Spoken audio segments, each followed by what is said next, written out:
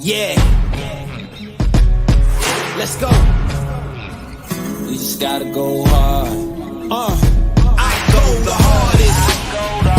I bring the pain. Not what you used to. It's all part of the game. Yeah, I just gotta go hard. I just gotta go hard.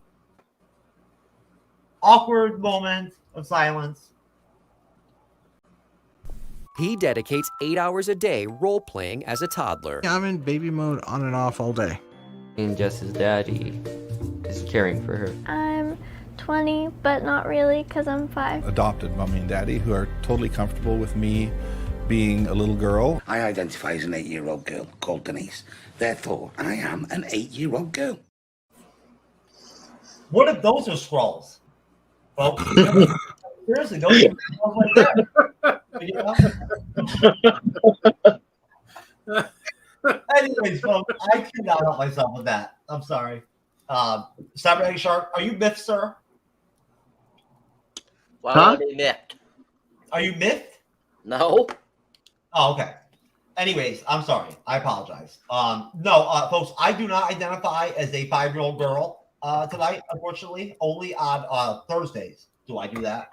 But, I am still, luckily, thank God, the humbled to be co-host of the MCU'S Video YouTube channel podcast. Here assembled with a all-star fucking panel to moderate the absolute fucking shit out of Secret Invasion Episode 4 review. Baby, let's fucking do it. Right? Three. What did I say? 4? 4. Oh, man. There you go. I'm telling you, Cybers, I'm slipping, bro. Jumping the gun. Yeah, you know what? I need some of that shit that what's his name? That one in that one movie the guy took that made him like super smart and shit with Robert De Niro and yeah, Limitless. Yeah, Limitless, man. I need some of that shit. Anyway, but the side effects, man, you gotta be careful about the side effects. What are they? I mean, you get twice as dumb afterwards. Oh, and splitting. Yeah, it's like a consistent. You have to do it all the time. Okay, well. Oh, okay. He can replace his crack with that. It's fine. Yeah, but say there's ways around that too, baby. What's up? But either way, folks, no, we got a great team here to do this review. And I just want to very much thank everybody on the panel. I want to thank everyone that supports the MCU'S Bleeding Edge. I want to thank everybody that checks us out live, everyone that enjoys this in video form. Please support everyone on this panel, right, in every way possible. Okay? Everyone. I mean, I'm talking all out. Right? As long as it's legal. Support their individual content, right? Support whatever cause they care about. And, give them some love in the comment section. If you're going to troll somebody, fucking, troll me, not them. Thank you to Cyberneticshark, my co-host, for kicking some fucking ass, moderating the review of episode 2. Great job, sir. As usual, complete professional. So, again, we appreciate all of you out there and whatnot. Thank you very much. Hope you enjoyed Secret Invasion. Obviously, this is going to be full of spoilers, or it wouldn't be very entertaining. But right at the bat, I want to thank Rico from Flesh and Comics for coming on with us. What up? He's actually a local comic book shop owner in my area, Southwest Florida. Right? So that's dope. You know what I'm saying? And we've already kicked it and everything. We went to the massage parlor together and shit. It was dope. Right? We had double beds. We were slapping hands and shit, while we were getting our massage. It was dope. Anyways, inside joke already between me and Rico. But no, Rico, does it feel good to be on the Bleeding Edge panel, baby? I'm sorry, say that one more time. Does it feel good to be on the panel on the Bleeding Edge? Yeah, man. I feel like I'm making new friends every day. And I got 5 more right here. Of course. Thanks for having me. I really appreciate that. These are some hardcore motherfuckers over here behind you, around you in this panel. All right. They'll figure out if you're your friend or not, whatnot, at the end of the show. Yeah, right. Kendra don't play like that, right? And John, don't even get started. Andres likes everybody. You know what I'm saying? He's a sweetheart, but okay. And Cyber, don't even get me started. Anyways, though, Cyber, as usual, your green screen looks great. John, thank you for joining us again, sir. Always a pleasure. Mad Trivia Podcast, baby. Come get some. Yes, sir. I'm coming out soon. I'm telling you right now, it's happening. And Kendra, smart. The of many titles. Yeah. It would take me 17 minutes, like one of Andre's tangents, to explain all the things you do. The wearer of many hats. But thank you for being here again. A pleasure. Andre's a pop culture guy. The fucking bleeding edge panel warrior. What's up, brah? Pretty good. Excited to review this show, this episode. If I buy you a new hat, will you wear it? You give me a Batman hat, I'll probably will. Okay. All right. I'll take that into consideration. All right, Rico. You ready to get after it, motherfucker? Yeah, man. What's up? Let's do it. All right. Now, first question, guys. Before you saw episode 3, if you had to guess what your rating would have been, all right? Would have been. Okay? I know it's a little bit tough. It's weird, a little weird, awkward. But just think about it. If you would have thought before you watched it, kind of in your head, what you thought your rating might have been at this episode, and you know, based off of maybe what you projected the episode would be like, how it would perform, how it would do. Give me that. Hold on, Nico. I'll go rotation. I'll name names. What right? Andre's pop culture guy. What do you got, bro? All right, starting with me. Okay. That's how it is. Oh, okay. So I guess before the episode and then afterwards, I give it an 8 out of 10 for this episode. I think it's good. So you're adding that layer to it. You're gonna go before and after. All right. Yeah, well, everyone should just do that now. Just copy Andre's. All right. Thank you, sir. Rico, sir, you can choose to either just give me the rating I wanted and your final rating of the episode, or just the first one. It's up to you. Well, before the 3rd episode, yes. Personally, if you think your rating, I'll give it before the 3rd episode. Just looking at the 1st and 2nd, I'll give it a 5. Personally, the show's not memorable. Okay. All right. Save that. John. Sorry, I didn't have my control set right there. I can't agree with the memorable part because I am finding myself shocked at every corner. Me too. Which I do appreciate. I closed out last week's episode thinking Fury doesn't know she's a Skrull, and spoiler, he fucking knows and has known for 25 years. So I guess I can continue to be shocked now. I'm going to stick with the 8 as well on this one for the moment. Now, is that an 8 what you would have thought you would have rated this episode, or a full 8 for the episode? So far for the series. As for this episode, I'm going to go with a 9 on this episode because of all the revelations and the fucking twists that just keep pouring out of this show. Well, I'm getting some interesting answers here. Okay. Cyber, what would you like to rate, sir? You could just, at this point, I guess you could just pick whatever. Rate. I'm sorry. What was the question again? It was rate what again? I wanted you to try to guesstimate. Maybe and honestly, I never tried this before. I wanted you to kind of guesstimate if you had to say based off episodes 1 and 2, what your rating would have been. Maybe if you'd projected before, hindsight 2020, before you watched episode 3, what do you think your rating would have been? What did you think you were going to get from that episode? Okay. Gosh, that's hard because each episode has flaws. Each episode has goods. So, it really is a hard decision. I'll tell you what. Instead, do what John did. Give me a rating so far at mid-season. Give me a mid-season rating for episodes 1 through 3. And I'll go back to you, Andres, on that too. And same thing. I'll give a 9. A 9. A 9. All right, Rico. Same to you. What for the series? Okay. Well, yeah. Like after today, I watched episode 3. My whole entire perspective of the show swayed to a different side. After this episode, I would bump it up to like an 8, yeah, because this episode really brung the first and second episode together. And you gave it a 5. Well, starting out, just 1 and 2, I gave it a 5. After I watched the 3rd episode, I have a better perspective of the season so far, and yeah, I'll boost it up to about an 8 or 9. This episode really surprised me. Okay, Andres, my friend, for the series mid-season, what would you give the series so far as a rating? Yeah, I'm with John, I give it an 8 out of 10.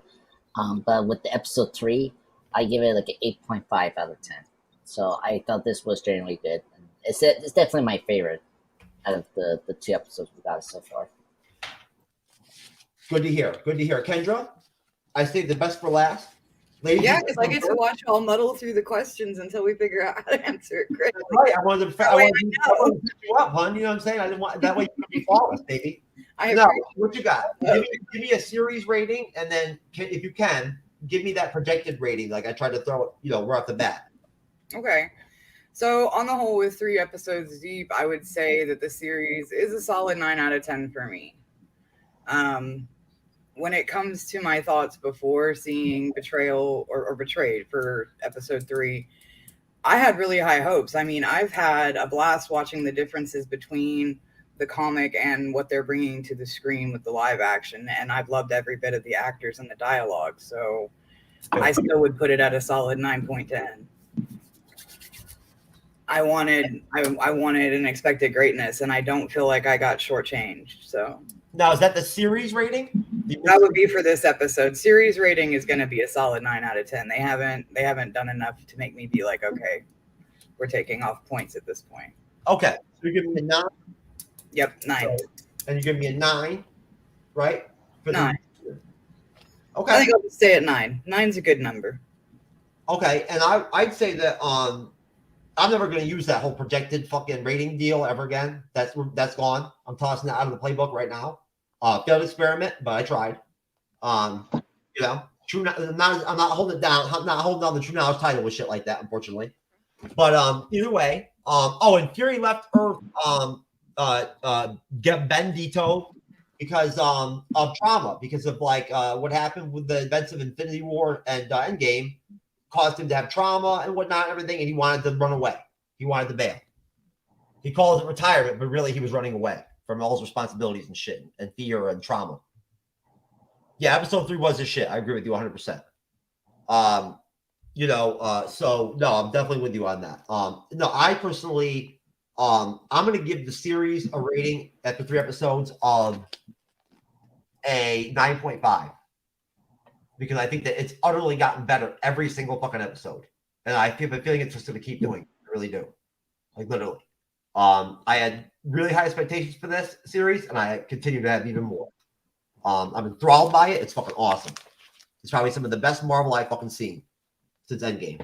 To tell you the truth, it is. It's probably the best Disney Plus series since WandaVision and Loki and Falcon and Winter Soldier, without question. Right? Blows everything that came out last year out of the water. As far as that's just my take. I'm sorry. This Marvel does not even hold a fucking candle to this. Right? And that was my number 1 last year. Moon Knight is fucking like a puppy compared to compared to an adult dog compared to this series. So but either way, what do you expect from Samuel and Ben Mendelsohn? They got a good cast, like Kendra said. So now I'm gonna open everything up on this review. I'm not gonna scene to scene this. I will bring up highlights and sort of go through the episode. But everything's open ground. Everything's open territory. So you can feel free to, with your answers to my questions, to go through any part of the episode to answer the way you need to. Right? Don't feel like you need to hold back. Whatever. I don't give a fuck. Right? If you got to go to the end and the shit to answer my first question, go ahead. Just do it with flair, baby, and pizzazz. Yeah, I love me some Spader. I'm telling you right now. Now, first question. Cyber.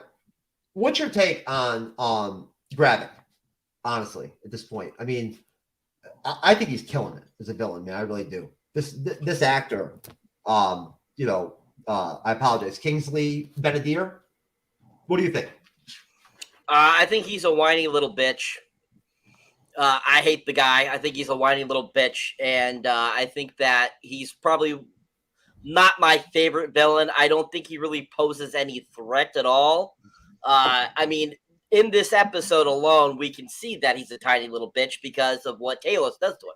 So, I mean, the guy is not a supervillain in my eyes. Maybe once he has all the powers, he might be seen more dangerous. But for the most part, he just does not do anything for me as a villain. I honestly think MODOK was a better villain than him. I think, Wanda was a better villain. 100%. I'm not He's a not dick. a dick. I'm not a dick. I'm not a dick. That's so true. I'm not a dick. You think he's worse than fucking MODOK? Yes. Oh my god. I love MODOK. Ballsy claim. Wow, man. That's some serious fucking evisceration right there, baby. Jeez. I told you. I can see that. I can tell from Cyber's position in the studio that shit was wrong over there on the Cyber end of things with episode 3. My disposition has nothing to do with that. I apologize, sir. It was a very hot day today at work. It was 92% humidity here. I'm still winding down from work, sir. Well, you know what, sir? I mentioned to Rico in the studio and whatnot and everything that you wouldn't be here until 9:34, 9:35 because of work, whatnot, everything, right? So I'm sorry that he had a hot day, sir. I'm going to interject right now, Cyber. I had delivered the mail. My mail truck was over 105 degrees for the majority of today. So I'd be sweating. Well, you don't know what I do, sir. So I don't. You're right. You could also be a mailman, or you could be working in a hot ass warehouse. I do work in a hot ass warehouse. Suffer with me, my brother. I know the pain. Okay, well, you know what? Just to share your pain, I promise that tomorrow, when it's 107 degrees in Southwest Florida, I'm going to go in the attic for half an hour to sit there, right? Okay, and just hang out and watch videos like that one I played at the beginning of the show over and over again. People talking about being 8-year-old girls and shit, whatnot. Well, I'm up there for 30 minutes. There you go. Okay, there you go. Just for you, I promise. But now, Mr. Strosky Games, no, that's a good. We appreciate you in the comment section. We do. Thank you very much. It's great to have your support. Please make sure you subscribe to the MCU'S Bleeding Edge and subscribe to Cyberneticshark. And Andre's the pop culture guy. All right, come on now. Handle your Just business. so you know, that's me. But that's you. Oh, you motherfucker. That's me. Why? I couldn't resist. Gotta fuck me like that. Uh-oh. Alan, is that you, motherfucker? Where you been? You fucking you've been hiding in a cave or some shit? Motherfucker. I haven't talked to you in weeks. You can totally see it's his picture too. Yeah. Is that John's picture? I can't tell. I took that picture when we were recording a few weeks ago. Hey man, I got that crack vision, man. I don't know. Fucking can't see shit. He's got crack vision. I got the crack vision. The good thing I don't have the crack logic. I would not be a very good moderator. Andres, your take, sir. I actually made you second for once. Gravik, so far for you. What do you think? What do you think about the way the actors pulled off the character so far, and then him as a villain so far? I think he's been fucking great. Yeah. So I like the actor. I saw him from Bridgerton, so he's a really good actor. Oh no, not Bridgerton. Something else. I have no fucking idea what that is. I'm just joking. Yeah. The OA. That was the first time I saw him. Season 2. Great show. Check it out. I'm with Cyber here. He's nothing like I don't know. What was we're watching Walking Dead City. Like, folks, we've been doing the first 3 episodes on our Monday report, right? The main villain, Colt, right? Who's Negan's former member from the Survivors group. The Crowit. He's the Crow, yeah, not the a fucking coat. Yeah, whatever. Like, Colt is a much better villain than this villain in Secret Invasion. Like that guy is way scarier. Like, he has a cut off ear, or like Negan, I guess, shot off his ear. I haven't seen the show, folks. Sorry. So he's way more friendly than this character. I'm sorry. I'm with Cyber. I never said he was scary. I mean, dude, fucking the Croat is fucking seriously psychologically fucking messed up, dude. Like, he's evil. Yeah, but that's what makes him interesting as a villain. And he lives in an apocalyptic fucking Earth. You know what I'm saying? Gravik, and he's not an alien. Yeah, but if you're trying to make like an alien invasion, like you want to make your villains scarier because they're infiltrating your government. Like I should be scared of that, but I'm not.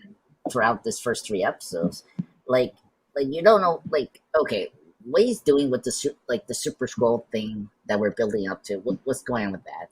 Like okay, like what's this playing? Like there's so many questions that they haven't like answered. I'm like, that's why I'm not giving this series a 9 because they're not yet there where I'm like, okay, I get what you're doing, but at this moment for me, it's just like they're being too shady with the plot, and like I understand that, but at the same time, you don't need to be too shady about the villain's plan or that. Like you need to give us right away so I can understand what's going on, and they don't do it. So yeah, so he's the worst, not the worst villain, but he's just I don't know. He's no I don't know. He's no Killmonger or Thanos, and you know. There's goddamn Thanos. Yeah, but I mean, Skrulls are like I'll watch Rowan over this guy. I'm sorry, like Rowan have way more. Thank you, Andres. I get it. You're on a negative trip today. I understand. That's okay. You don't have to vent it out on Gravik. That's okay. But that's it. Rico, my friend. Yeah. What's your take on Gravik so far as a villain? You feeling him? You think he's a piece of shit? He's garbage or what? Like these guys? He reminds me. I don't know if you guys watched Falcon and Winter Soldier, but he reminds me of that villain, that one woman, the red hair. He's not a super villain. He's more of a terrorist. I feel as though the only reason why he is what he is in this show is because he has no one to compete with. He's fighting human beings. He's not going against anybody that with superpowers or the Avengers. You know, he's going up against a washed up version of Nick Fury. Like he's beaten and battered. So he's always going to look like he has the upper hand or stronger than. Well, he's afraid of Talos. We know that now. Yeah. Oh man, that scene. Oh, when he talked about his daughter, not once but twice. He checked him too hard. But that just goes to show you when you stand up to him, he's gonna rely on his team. He's not, as long as he's powerful by numbers. You know, he's not someone that can step into battle alone and handle his own. We'll see what happens if he goes Super Skrull. Maybe there'll be a big difference. But as of right now, he's just a terrorist. And he reminds me of the villain from Falcon and Winter Soldier. He needs his numbers to be strong. One-on-one, he ain't nothing. We'll see. We'll just wait. I have a feeling that he's going to end up. I think he really cares about him at the end of the day. I do. At the end of the day, yeah. He doesn't care about his army. He wants power, and you can't be weak and strong at the same time. You know. We'll just wait till episode 4 comes out when they actually drop the Super Skrulls on it and shit. And I'm telling you right now, not everybody else is going to get the same powers he's going to get. It's not going to be like, you know what I'm saying? No. So, now, at that point, I guess Kendra, what's your take? What are you thinking? I'm assuming you think the same thing I do. Probably, I think he's done a great job with Gravik. And Kingsley Adir. Excuse me, Kingsley Ben-Adir. I apologize. So for me, I mean, I hear what everybody's saying, and I think that for me, looking at it from an outside view, it almost feels like they haven't given him enough grandiose yet. And that might play into what Rico's saying, where we're only really seeing him go against a dishonored general with Talos. We're going against a dishonored, Nick Fury, and an older, a broken, emotionally and physically broken Nick Fury. So we haven't really seen him get the grandiose that would give him what everybody sees in their mind as the villain. Like, we haven't seen him up on that pedestal just yet. But if you look at it through a context of people who, like what happened with Jonestown, what happened with Charles Manson, the man has the cojones because he can lead the younger generation whose fire is burning. He's not usually going, we don't see him going after the older generation of Skrull who have been here, who are more tempered by the previous war. He was a kid when it happened and did great things as a kid. I mean, he did things that put eyes on him, not only the adults, but most especially the most impressionable, which are the children. And those are who he's going after now, the ones that feel lost, that feel like they've just been sent to Earth and they've been given promises and not any of those promises have been worked upon or even feel like they're being worked upon. They want a home, and that's fully understandable. And that is what's going to be the most pivotal thing. His work is for them to have a home, and he's got the loyalty of these people. Not all of them. We've seen the tropes with Gaia and with Beto in this episode where they second guess what the mission exactly is and whether they're willing to dive full-fledged into it. But the fact that he's got that loyalty and how easy it was for him to take over the council, how quickly they rallied behind him, how quickly the show of force was when he and Talos met in this episode. I think that he's got things that we haven't seen yet. And I'm actually really excited with the pacing that they've shown because he hasn't had to show his hand yet. It's better to hide things in the dark with fewest people knowing about things as possible in order for a plan to succeed. So I'm excited to see what he brings to the table. I think that he represents a type of villain that we're not used to seeing, not in the comic world. Yeah. So that's pretty good, Kendra. Just very quickly to like counterpoint that, that's a very smart thing from the writers, but it's also a danger to let down expectations with your audience. So like I'm just being cautious about what they're going to deliver from the plan, you know. Oh, I understand. No shade to anybody's opinion. I mean, everybody is entitled to view it how they do. I'm just saying that watching it unfold, it reminds me of like watching a Criminal Minds episode where you're waiting on that other foot to drop because you know that they are already 5 steps ahead of everybody else. Yeah, which I appreciate with this show. Like, at least they're not holding my hands in that. So, like, at least they're doing good.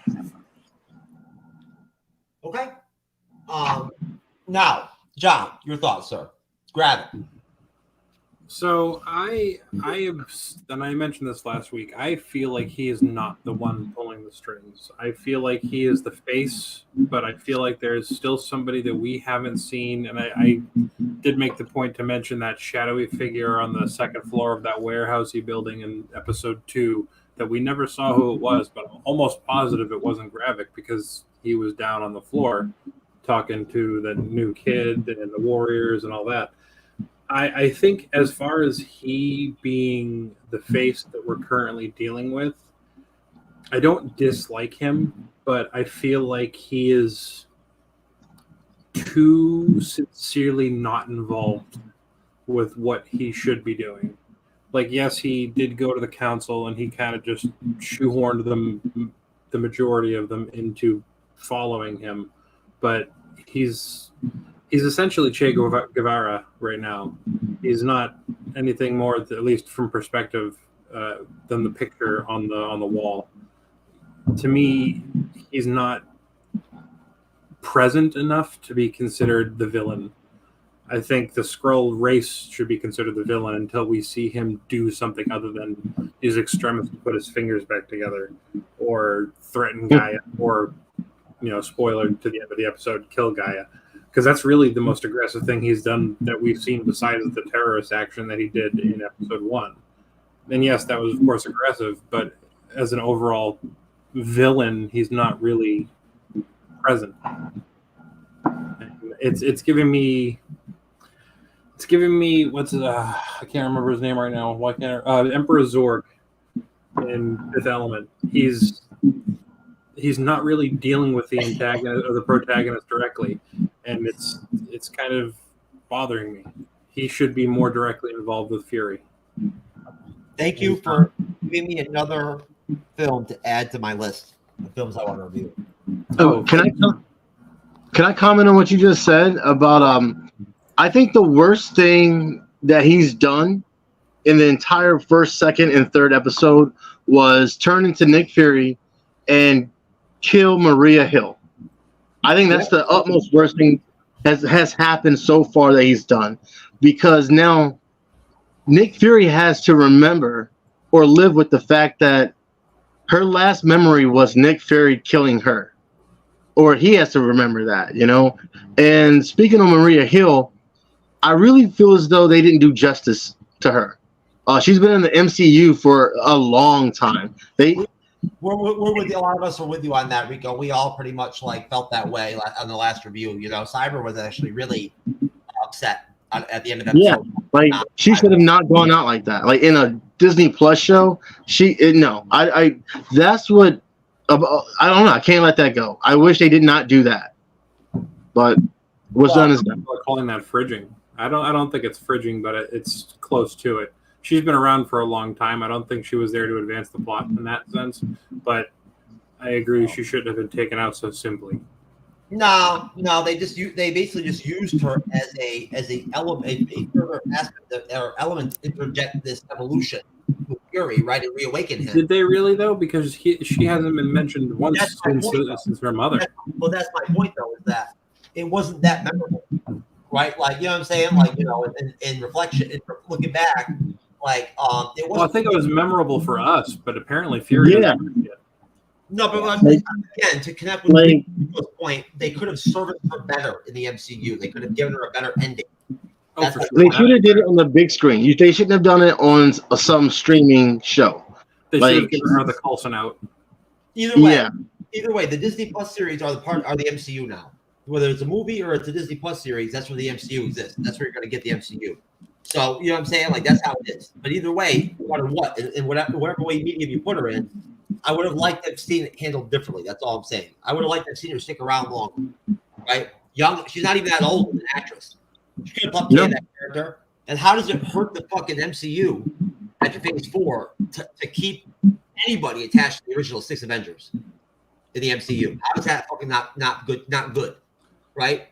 In some capacity, I feel like they're giving these shows the Suicide Squad treatment and saying, don't get attached. Or nobody's good way of looking at it, man. Yeah. Cyber, did you have something? No, I wasn't. It wasn't to what they were saying. Okay. I was making I saw something. Okay. All right, sir. Did you see aliens, like the Skrulls outside of your house or something? Or Skrulls have turned into minions. Okay. So now I'm going to be the outlier here. I don't care. I forget. Honestly, I swear. I think that Gravik is actually one thing. I think Kendra's on top of the fact that we don't even really understand the full extent of Gravik yet. Right? Like, there's way more going on yet in this. There's way more to unfold in the last 2 episodes than they've given us. Right? A lot more. This series is they're one-upping every episode. They're adding more layers. They're adding more shit. Why would they stop? Right? I mean, seriously, there's gonna be characters we haven't even seen yet in the series. We're gonna get War Machine as War Machine, I think, at some point. Right? Seriously, we are. I think he's not gonna be in the black. He's probably gonna be. I already saw that he's gonna be in some kind of like Iron Man 2 U.S. style, like, you know, government issued. But I think he's gonna suit up. I do. And honestly, I think, truthfully, again, I'm comparing this series to other Disney Plus series I watched last year. As far as villains go, I'm sorry, but this is the best one I've seen in a minute. Well, then again, I won't lie to you though. That's one thing about Moon Knight. What's his name? Killed the actor. Arthur Holly. That's his name. I forgot. Ethan Hawke. Ethan Hawke. Yeah, Ethan Hawke. Yeah, Ethan Hawke was great. He was a good villain. Nah, he was my Monica Rambeau Award winner for that series. He definitely was.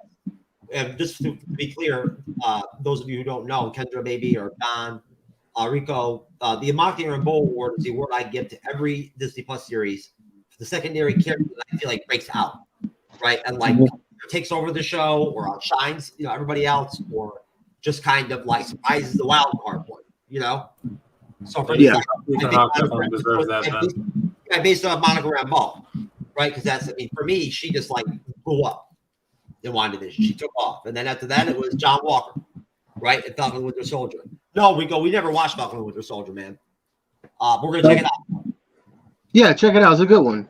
Yeah, we don't know anything about it. You know, I mean, I did have a poster on my wall right behind me with the series, like just a couple of weeks ago. But I'm just kidding, man. We reviewed it, man. Okay. Nah, bro, we're diehard MCU fans, dude. We don't skip series. So Good.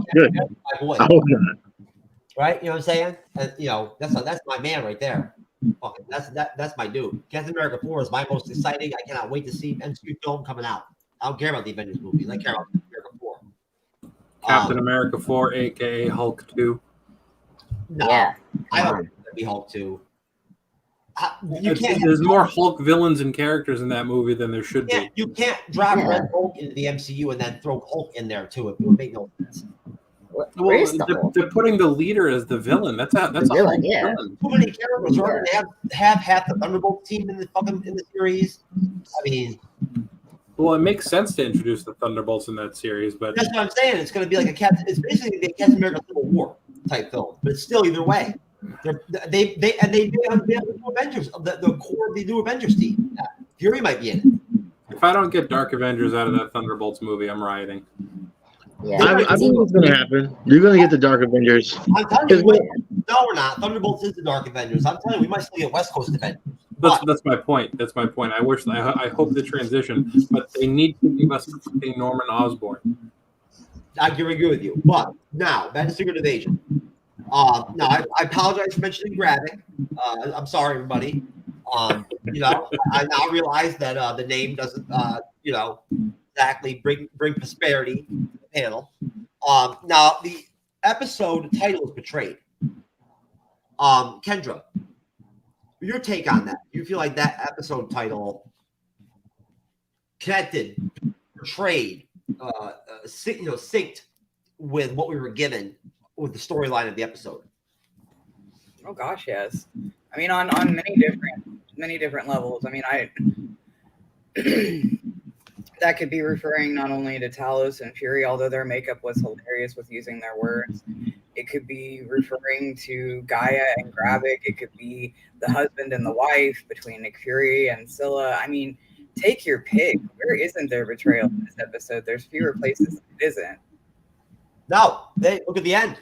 Fury's wife turns out to be with fucking Gravik, right? Seriously.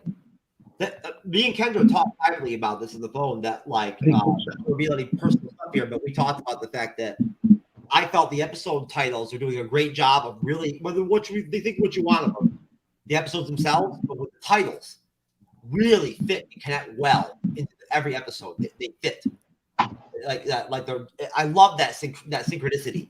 I do. Episodically, I really like those aspects. I think they're awesome. From because I'm not really I'm not really a visual person. I'm more of a writing, artistic styling, creative person, right? That's my place.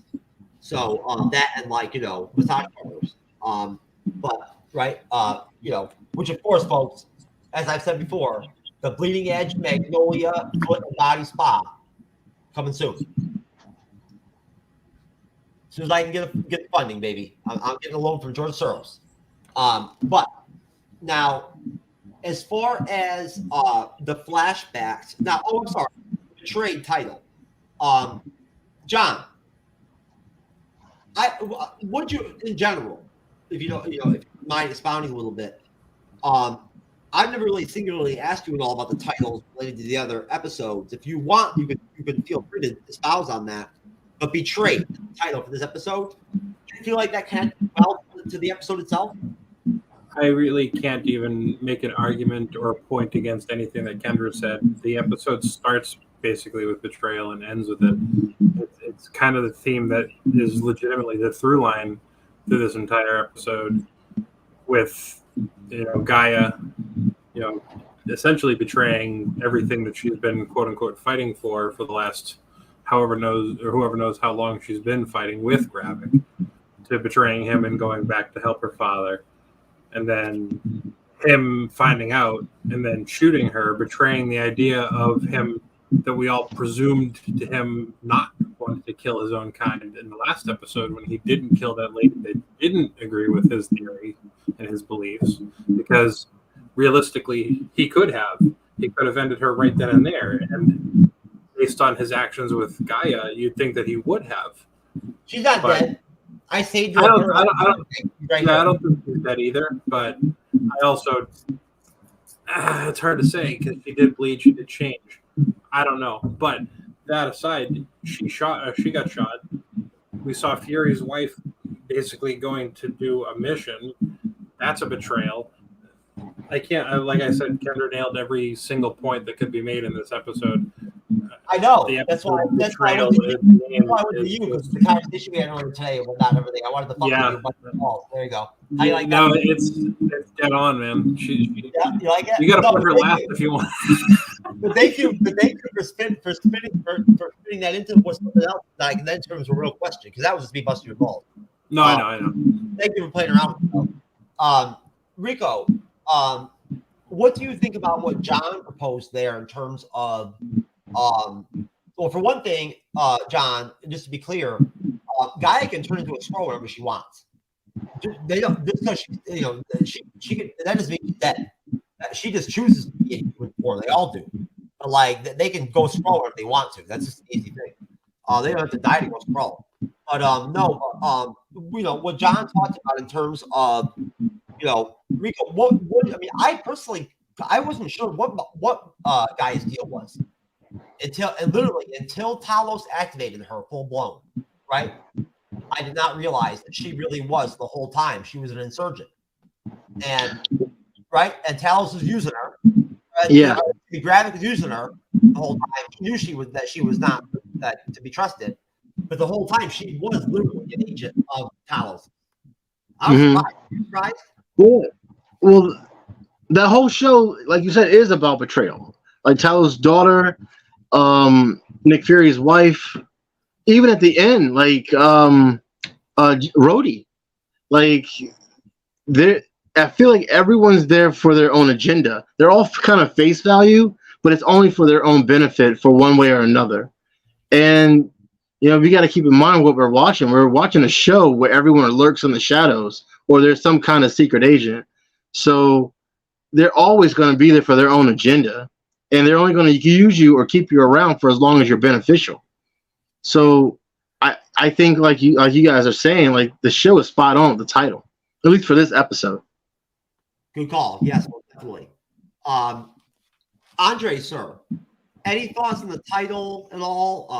How it portrayed, how it played out, in the series, and then, or would you rather prefer, to kind of again bounce off of what John threw out there, which I appreciate you now. Thank you for that, John. In terms of, what I just basically stated to ask Rico.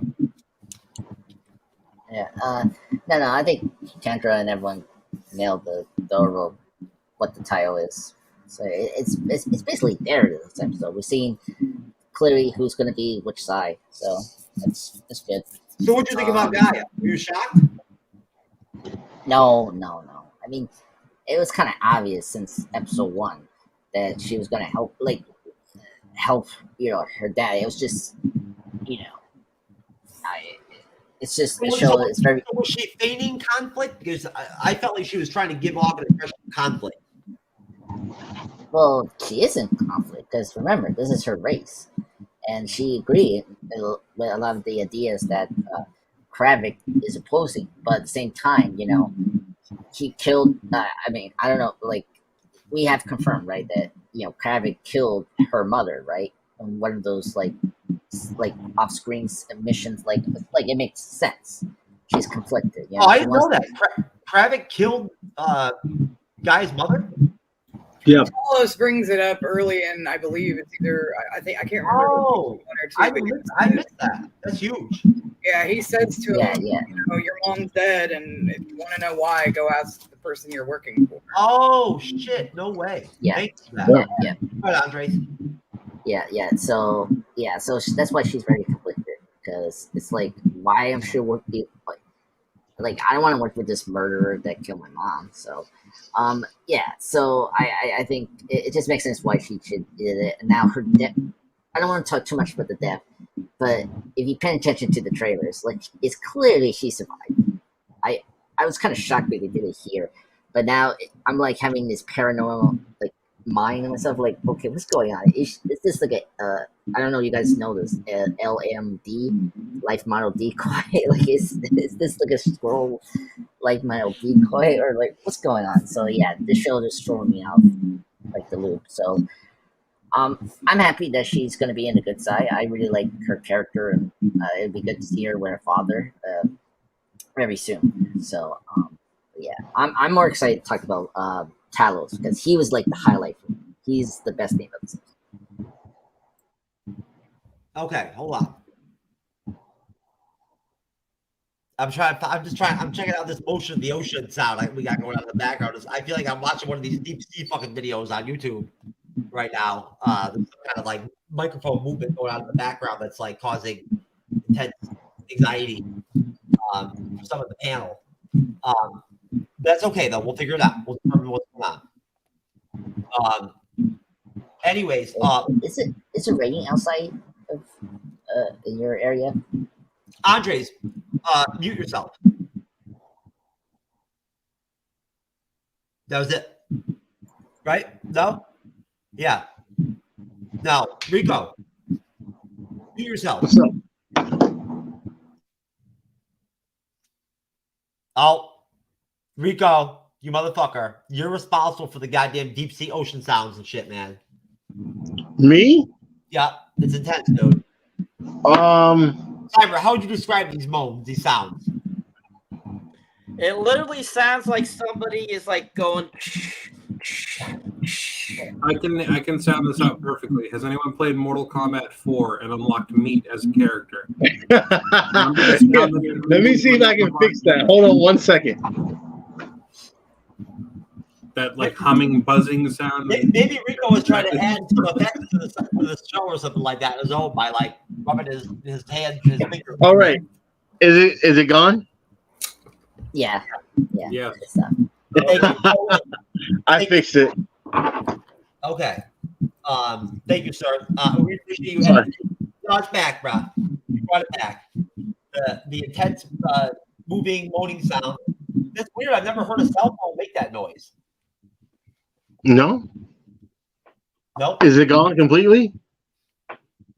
I don't know, man. Who knows? It could be come back. Who knows? Maybe it's there forever. It never goes. It's best never. bet is to just have yourself muted like most of us do when we're not talking. That way, any background sounds. That's a good idea. Just mute yourself until you're going to talk. That's what we all do, anyways. Yeah. Okay. Cool. Yeah. No. So. There you go. Thank you. Anyways, I apologize, folks, for that awkward. That wasn't an awkward moment of silence. That was actually just an awkward, weird sound moment on the show. But Cyberneticshark, sir, were you at all shocked? Did you completely just know from jump that Gaia was always down for the cause with Talos, and it was not even like you weren't even shocked at all when he whipped out that cell phone and just activated her instantly? No, I did not see that coming. I mean, I felt that she was helping at some point, but I didn't foresee, her being that happening to her, being kind of like that drawn into it. But yeah, I definitely thought she was helping to a certain extent, especially after that first episode. So I definitely think that she was, she had something going on. I wasn't sure exactly what, but this episode kind of cleared that up. Thank you, Cyber. I was starting to feel lonely in my lonely place. Like actually, so shocked myself as the whole that thing. Kendra, were you shocked? I mean, I was like, holy shit! I could not believe how quickly it was. It was how rapid it went down. Right when Talos shot Bob and just picked up the phone and called her and was like, boom, bam, right, like and she just went after it and whatnot. That kind of maybe it was just how quick it went down that kind of threw me off. It surprised me. It does happen quick, but I'm a huge fan of fast paced done well, and this really was no fluffing stuff, straight to the point. Let's move forward. So, I mean, yes, surprising. Although, to be fair, Talos shooting Bob really wasn't a surprise. I would have shot the bastard too. I mean, I would have gone after Gravik myself in the restaurant. I mean, first of all, you're bringing up my kid in a derogatory and in a menacing, threatening way. I mean, that if that doesn't set off Mama or Papa Bear mode, I don't know what will. But the whole thing with Gravik and Gaia, yeah, that was out of left field, and that one coming so quickly. I'm glad they did it that way. I'm glad that there was no hesitation, because I feel like that would have cheapened the moment. And it would have taken away what power it does give to Gravik's character, because no mercy. So I loved that. I loved that showing. But I wouldn't say surprised, more thankful. Well, honestly, I wasn't all that like blown away that we finally saw the scene from the trailer where where everyone becomes Gravik at the parlay. But it just shows you again how afraid Gravik is of Talos physically one-on-one. Right. But how great was that wasn't the pivotal moment of the episode? Everyone knew that was coming because you see it. It's something that they've already showcased, and everybody's had that chance to see that actually play out already. So getting to see it happen in action, it was more like, oh, okay, so that's where that happens. Everything else in this episode was more hard-hitting, and I love that they gave that the spotlight it needed. Yeah, Mendelsohn and Gravik, I think, basically took they carried the episode. Right? Think what you want about Gravik and whatnot and everything. Talos and Gravik carried the episode. They did. Right? They were the centrifuges of the episode, not Fury. They let Fury step back for this episode, which makes sense to me that they would do that, right? You know, you can only put the spotlight on him so many times throughout a 6-episode series. At some point, you have to kind of deflect a little bit, right? And let other characters' arcs expand. You know what I mean? And let him kind of sort of hang in there, do his thing, be a part of the story, yet at the same time not shine such a light on him, or else it's too much, I think. So at that point, going back to you, John, would you agree that Gravik and Talos carried the episode? I don't think both of them carried it together. I think that they each carried a thread of the plot, but I wouldn't say that they each carried an equal amount of it. I feel like Gravik really only held his end up for like 40%, and then I think another maybe 45% would go to Talos, and then 5% Fury, because he did have a little piece of stuff there, but it was mostly those two. So I guess more or less it's a safe thing to say that those two carried the episode. Their interactions were definitely the most notable. But that connects very deeply for me, because a lot of times after sets, when I ask women to give me a rating on my performance, instead of a 1 through 10, they give me a 5% as my rating. They're like, "Oh, I give you a 5%." You know? Well, they're selling you short, Jeff. No, I like I said, I can't comfortably say that they carried the show or the episode specifically together, despite the fact that their interactions were definitely the most notable.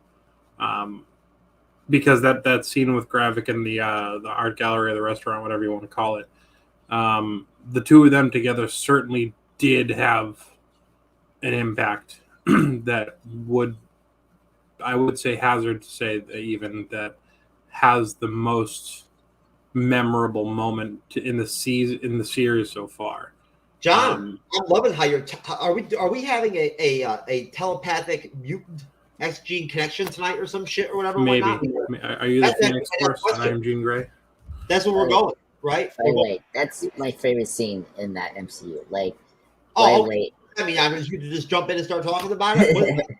What you think now you're first this round just because you're always first? What if I was going to go to Kendra? No, I'm just addressing that scene that John's mentioning, because it's one of the right away I was hooked from this episode. Oh, really? I thought you were addressing a piece of garbage. Okay, go ahead, sir. Yeah, very fine. Yeah, gotcha, right.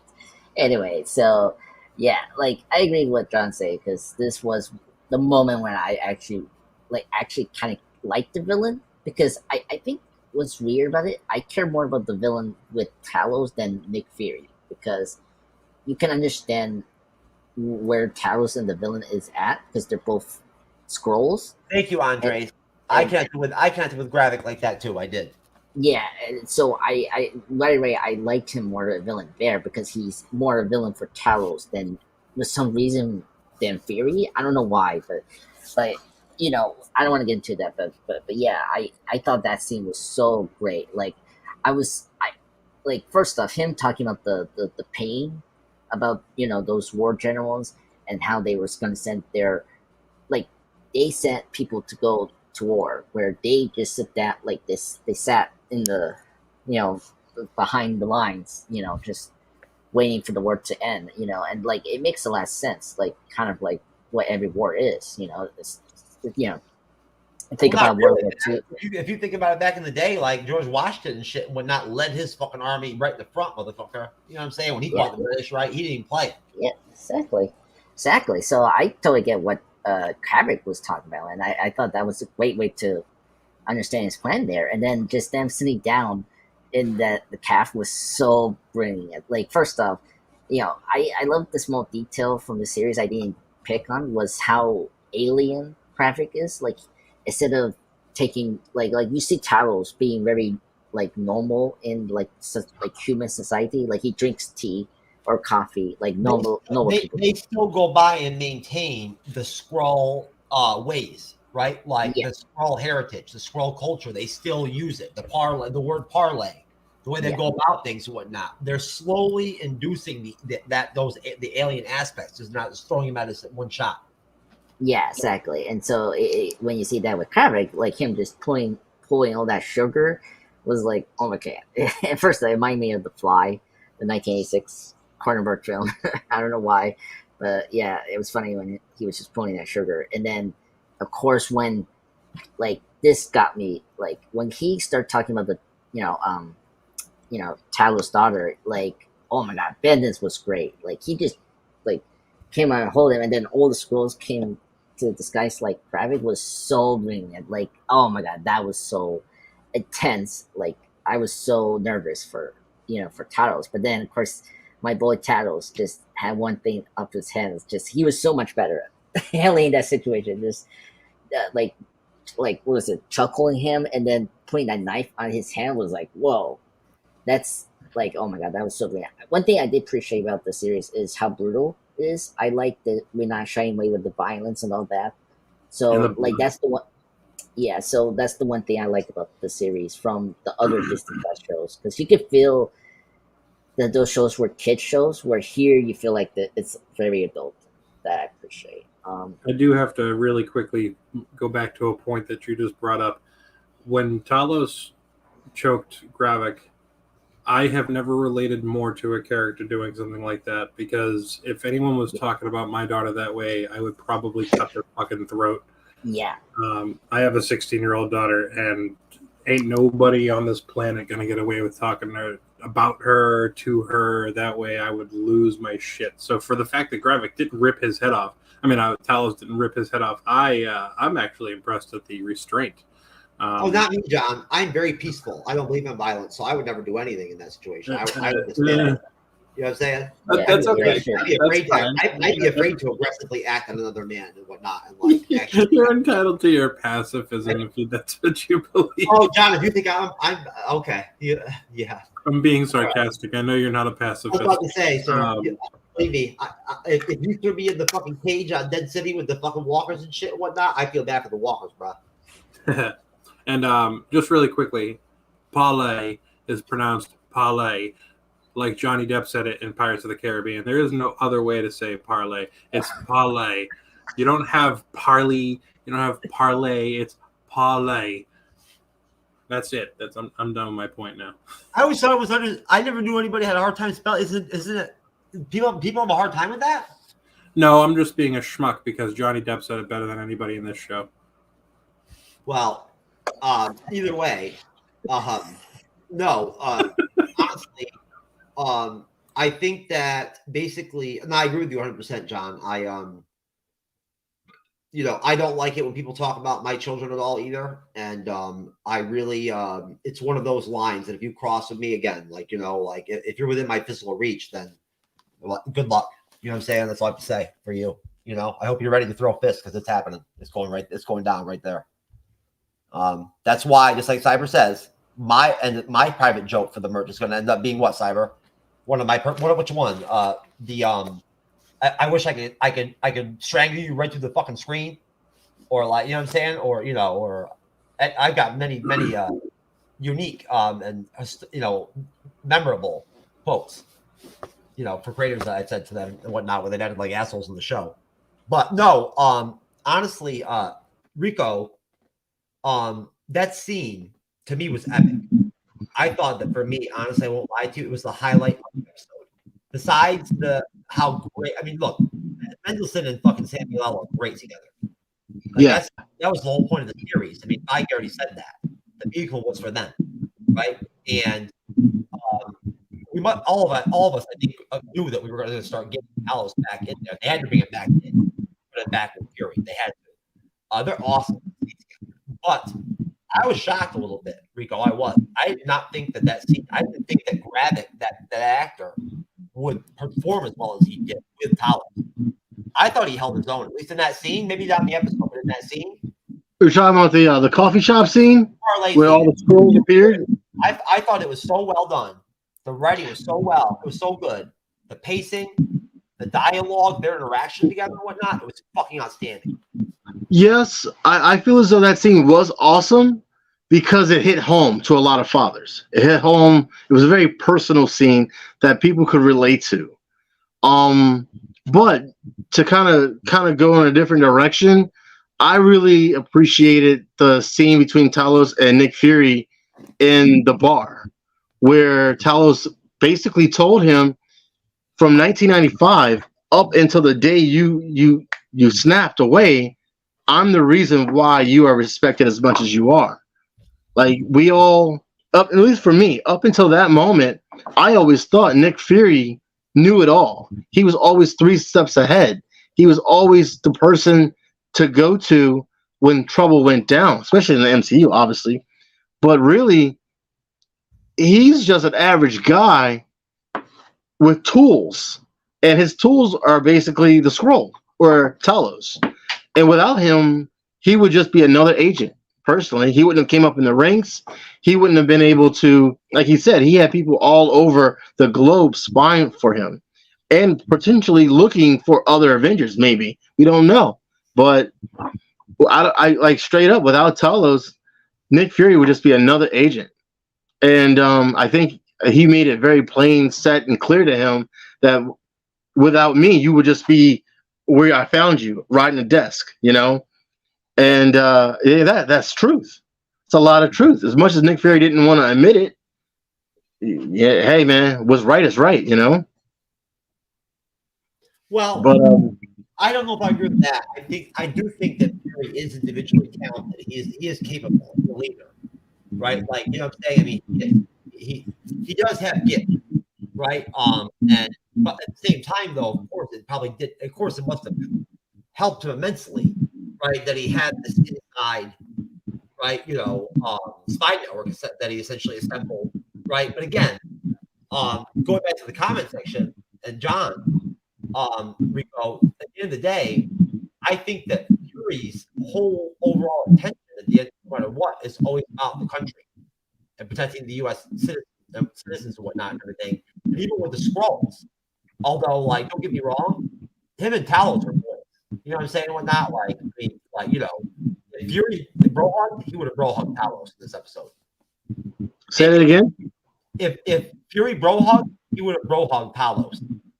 Yeah. Finale, he might bro hug. He might. They're tight, right? Like, they love each other and shit in their own way. Talos does, because obviously, like, they're really tight. Kind of like me and John. But we have a friendship as buddies at that level. But do you have to bounce back there? I couldn't tell if that was you in the conversation, busting my balls, or no, that was a buddy of mine who I sent the link out. He decided to do so now you brought him. Oh, now you brought in random motherfuckers to bust our balls too. Thank you, appreciate you. Thank you. No, but no, Rico. Did you feel like Gravik was at least decent in that scene? Oh yeah, man. Of course. Like I don't. Maybe just I have a personal thing with Gravik because of what he said in that episode, and the fact that I don't really respect him as a villain. Like he's ruthless. I give him that, and he means what he says. But like, you in that scene. You really see how much pull he has. Like I did not expect them to have a conversation in a place where every employee, every person that was sitting down dining out was a Skrull. You know, he planned that.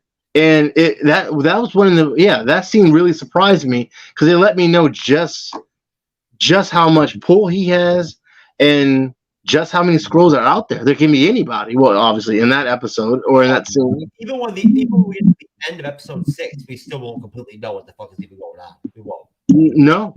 You know what I'm saying? Like that's the whole point of it. You know what I mean? Like, and then we're going to the Marvels, and who knows how far we'll go. But either way, that's the whole point of Secret Invasion. That was it all ties into them trying to convey with some comic accuracy what actually is Secret Invasion, right? Which is going to be another question here from the end. I'm going to ask you guys about that translation. But anyway, Kendra, my friend, that scene. I know you're chomping at the bit to talk about it. So, sir, I apologize. I'm sorry, that video buffed me up earlier and whatnot when the people say that they're the woman with I'm a 5-year-old girl or whatever. I'm still kind of tripping out with it. So, but anyways, your thoughts feel free, on everything. I thought it was really well produced. I did. What are we asking about the episode in general or just that scene? The scene itself. What are your thoughts on that scene itself? Whatever you'd like to get on, that the dialogue, the acting, how they shot it. Well, I mean, honestly, when it comes to the dialogue, I don't think that I've seen a show that has the same level of gravitas when it comes to dialogue. You really don't see very many throwaway lines, and that's Nico, really Nico, mute your fucking oceans shit.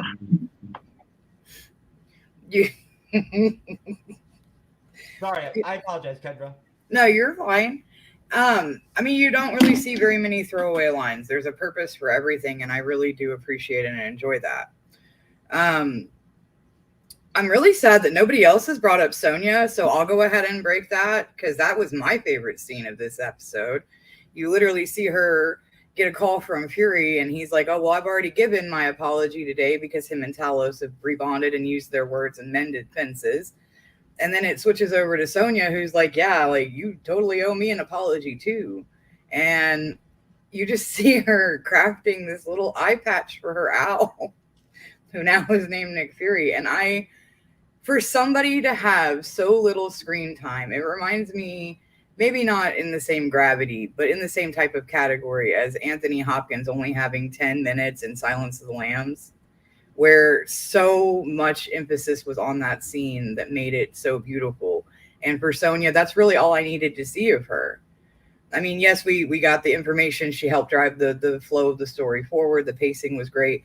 But just her 30 to 45 seconds of putting a little eye patch on an owl was probably the best thing I've seen. That was not only the comedic relief for this episode, it was the levity that was needed. But it shows you, like what Rico was saying, not only did you get to see how much work that Talos and the other Skrulls that were on that same mind, the hive mind of, hey, we're here, let's help, let's do what we promised, the ones that aren't fighting back and how much they're doing to protect the Earth. But it also lets you see the other side of Nick Fury's network. Because, to be clear, I mean, he deals with British intelligence. Who knows how many intelligence agencies Nick Fury has connections with. And I like that we get to see both sides of that with Nick, not only the extraterrestrial, but those that are human. It shows the dichotomy between what his life really is.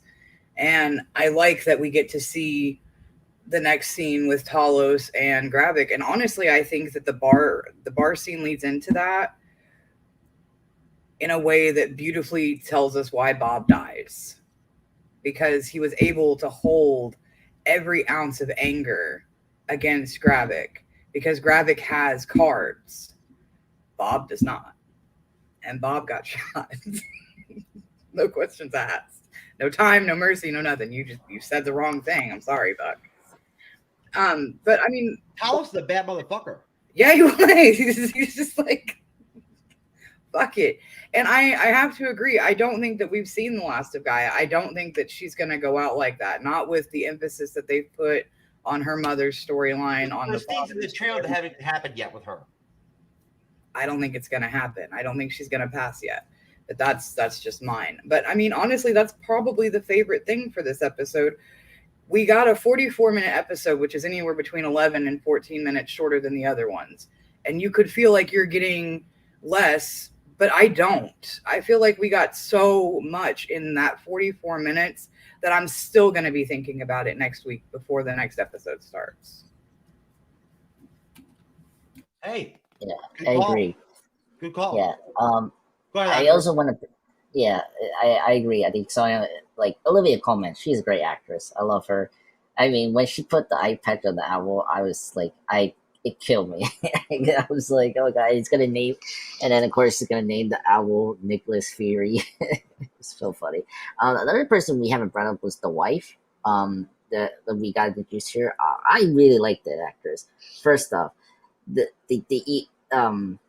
de-age technology is still great. Like the flashback that we got here, it's pretty good, and especially for Sam and the other actress, like I'm blanking the name now. I'm sorry.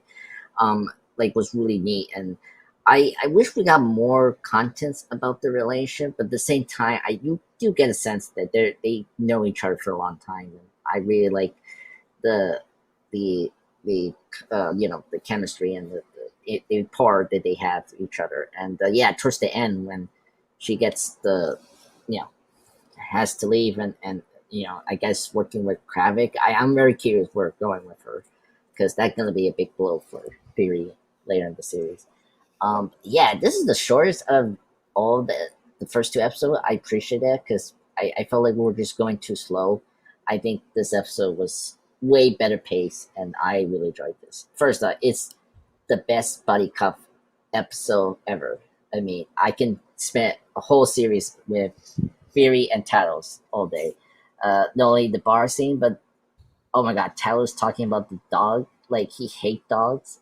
It's so, oh my god, it was so funny. But it's also true. Like it's symbolizing what Talos and the Skrulls have been for Fury, just like a bunch of dogs, really, which is kind of sad because without the Skrulls, Nick would just be a low tier agent, without the Skrulls. So I really like that metaphor. And why? Oh, please, why? I'm traumatized now. Anyway, yeah. So I think this episode did a really good job of like getting points done. So I really liked it. But yeah, I mean, oh my god, when Talos killed Bob, it was like no brainer. So I really liked it. But Andre, did I even ask you a fucking question, man? Did you just like jump in and decide you want a tangent on your own or some shit? Yeah. Like, what happened there? Yeah, because I like Talos. Are you adding like a new layer to our Well, structure or show or some first shit? off, we did not mention, Olivia Colman, and then I need to bring up the wife, so that's enough. Oh, okay. I see. All right. Good. That makes sense. Okay. All right. Now, look, now Cyber's so pissed off and whatnot, everything, he decided to freeze. Just out of like that's his reaction to you, Andres. I'm just joking. No, that was the reaction to you, buddy. Uh-oh. I love that. Do you just hear that little noise when it comes off? When it goes off, that little boop. Oh, yeah, I hear it. Cyber. You're back. Are you a fucking Skrull? Are you a Skrull, motherfucker? No, just the guy kicked out. All right, I'm sorry. I gotta make sure we can't be having those Skrulls up in this bitch. All right, come on now. Nope. All right, we're reviewing Secret Invasion. We're not limited it. But anyways, no, sir, Cyber. Now, taking into consideration your thoughts on Gravik and whatnot, either way, what were your thoughts on that scene on itself, that parlay scene and whatnot? Did you feel as I did, or some of the panel did? I thought it was epic. It was really well done. Now you talk about the scene with Talos? The coffee shop parlay scene with Talos and Gravik. Okay, so all right. So I wouldn't call that a coffee house. I would consider that a lot bigger venue than a coffee house. But anyways, I love that sequence. We saw it in the trailer, and so I was really looking forward to seeing that in full action, the whole entire scene. And I mean, the way Talos, doesn't back down, absolutely love it. Ben Mendelsohn is one of my all-time favorite actors. I love this guy. I've loved him since the first movie I ever saw him in, Vertical Limit, back in 2000. He was freaking hilarious in that, and he's just as good today. He cracks me up. He is just a fantastic actor, one of those great character actors that doesn't get enough credit, I feel, for how good he is. And him as Talos has been amazing. I absolutely love him as the character. From Captain Marvel to his, into this, he has killed the character. I absolutely love it. And it was just a really great scene. And then when he takes him by the neck and stabs him in that sequence was just so well done. Absolutely loved it because Gravik deserved every ounce of that knife through his freaking hand. I mean, for one, killing his wife, two, now shooting his daughter. I mean, Gravik is just, like I said, a pansy ass mofo that does not deserve to be a villain. I have nothing against the actor himself. I know it's not him. I know it's the writing. But at the same time, I just don't think this is a very amazing villain. Not like Baron Zemo, which was a fantastic villain in Falcon the Winter Soldier. This just to me is just a pathetic villain. And I just think that, that whole sequence was just so well constructed. Probably one of the best scenes I've seen in the series so far. Just really enjoyed it. I loved everything about it. Good take, Cyber. I'd like to hear that. That's what I wanted from you. But I was more concerned about how it was shot. The overall production of the scene was outstanding. They covered every angle. The way they shot it, right? It was great, right? They started off with like a wide open shot that they slowly focused in on the dialogue over time, right? You know what I mean and whatnot. And the pacing of it is great. It really is. That's one thing about Mendelsohn. He's great in those short scenes. He kills it, right? He can deliver over at any scene. In those short scenes, those contained scenes where you have to really go for like maximum effect, right? And fucking like give it, get after or don't. He kills it, just like Samuel L. does too, right?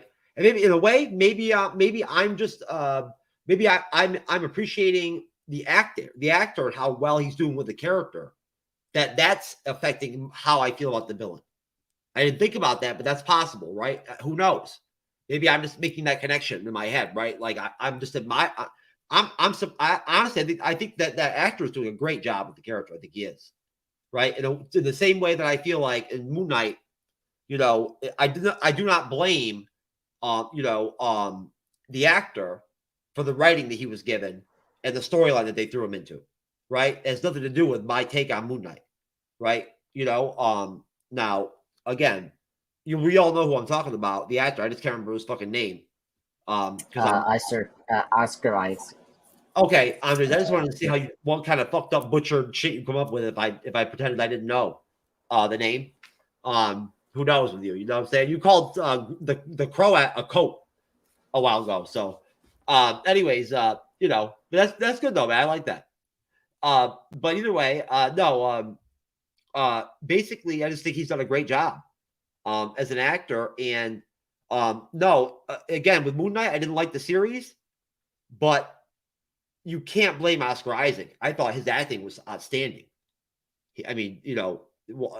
Portraying multiple personalities and all that shit and whatnot was great. But great job, Cyber. Good points. John, the scene overall, would you agree with Cyber? Would you agree with me in terms of the production, Kendra, that just well produced overall, right? Whether you like the dialogue or whether you don't like Gravik as a villain, did you see or take something from that scene that stood out to you? Which scene were we talking about again? Remind me. Parlay scene. Oh, that parlay scene was undeniable.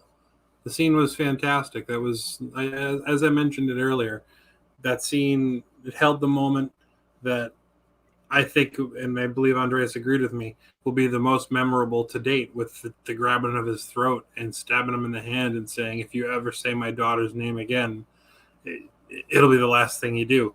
Like, bar none, that is a memory that is never going to leave my head because of how relatable it was. The parlay scene in general, I mean, from the paintings, the visuals that it gives you, because it shows that Gravik is a little bit more deep than you would have expected him to be, because he's talking about war and associating it to paintings, and he's got the lines, and he's got he's very, very much more a speaker than he is a person who takes action, in my mind. And I feel like in a lot of ways, because of this scene, it's going to be continued to be seen that he's going to be the voice behind a larger group of people who take action in his stead. Well, And, John, until you've experienced this kind of shit here and get manhandled and shit and whatnot by fucking this big green bitch, all right? You know, don't be talking about this shit searing some shit in your mind. That shit will fuck you up, bro. All yeah, right? I would say so. You have no idea what happens with fucking She-Hulk after dark, bitch. You Listen, Tatiana Maslany is beautiful. It's not good, if she's green. Not good, bro. All right, it's not good, dude. Look, these are the medical documents I got after I was down by She-Hulk. Right, that was the diagnosis of what happened to my penis. But anyways, but you know what, from folks? A sausage to a spaghetti.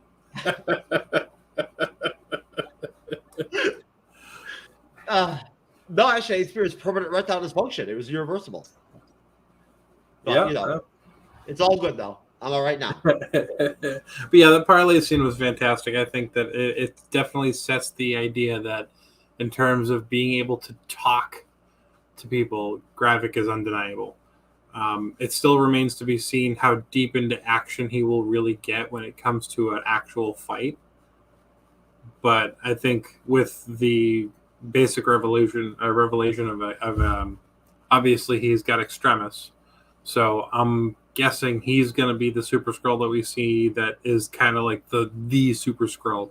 So I think once we see that, I think everyone's opinion of him is going to change, as him being a villain will be undeniable at that point. But until then, we've got this guy who can talk. Okay. All right. I got a wild card question for everybody. All right. I'll start with you, Kendra. Okay. If you had to pick 4 random fucking like superheroes or whatever and whatnot, just for some fucking what the fuck moment to throw together like they did for the series, for the Super Skrull shit, like, you know, like, and they don't have to be superhuman.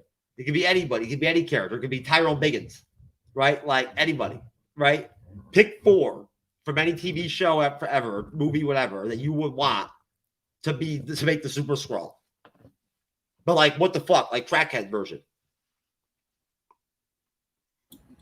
Oh hell. I want Peacemaker. 100%. If we're gonna go crackhead, I have to have Peacemaker. And you know what? I'll take Eagly too, because I think that would be funny. Peacemaker, Eagly, Reed Richards for the stretchy bits, and Constantine for humor. You only want Reed Richards stretchy shit in there because you've always wanted to see the stretchy penis. Just don't lie. Look here. My max lift is 300. If I wanted a stretchy penis, it wouldn't be a problem. Oh shit! All right. Well, hey, it's all good. Don't worry. I don't apply to any of that because again, I have an extremely tiny penis, so I wouldn't even fit into that context. But either way, Cyberneticshark, sir, what would your choice be? What would your concoction be for your crackhead version of Super Skrull formula? Well, I mean, I wouldn't create a crackhead version of a Skrull, you know, of this Skrull mixture. I'm sorry. But I mean, if I had a choice in who I decided to put into this Super Skrull, I mean, the choices they chose crack me up kind of. I mean, I get, you know, they pick Groot because, you know, he can stretch and stuff like that. and and stuff like that. And they picked Extremis because it can basically heal you if you get exploded and shit like that. So, but if I had to pick, I mean, definitely no. If your body takes it, it doesn't kill you. Oh, hence, like Killian and a few of the others that had it that didn't die when they got experimented on. But anyways, I would definitely put a mixture of the Thing, the Hulk, Captain Marvel, and Spider-Man. That would be my concoction. Okay, all right. I mean, that's your personal opinion. I respect that. Rico, give me your crackhead Helix fucking squad team, right? I want the special Olympic version of the fucking Skrull. My reject Super Skrull, I would pick Bucky O'Hare, Alf,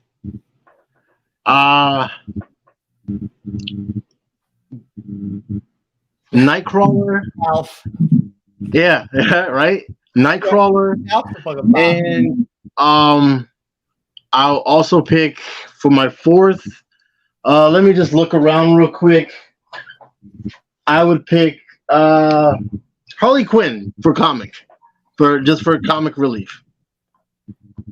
Yeah, there we go. Andres, my friend. Yeah, Brad. All right, 4. Batman, Superman, Plastic Man, and I'm a DC guy, so I'm sorry, folks. And then, oh god, Brainiac. That's it. That's my. You were Brainiac, man. Every fucking show, Brainiac, man. Hey, he's my favorite Superman villain. So, fight me if you want. I love Brainiac. He's a great villain. Yeah, all hashtag bring Brainiac into live action, please. Well, listen, I'd rather have Alf in a fucking DC film as the fucking villain than goddamn fucking Brainiac. But anyways, John, Mr. Mad Trivia, sir, what would be your combination?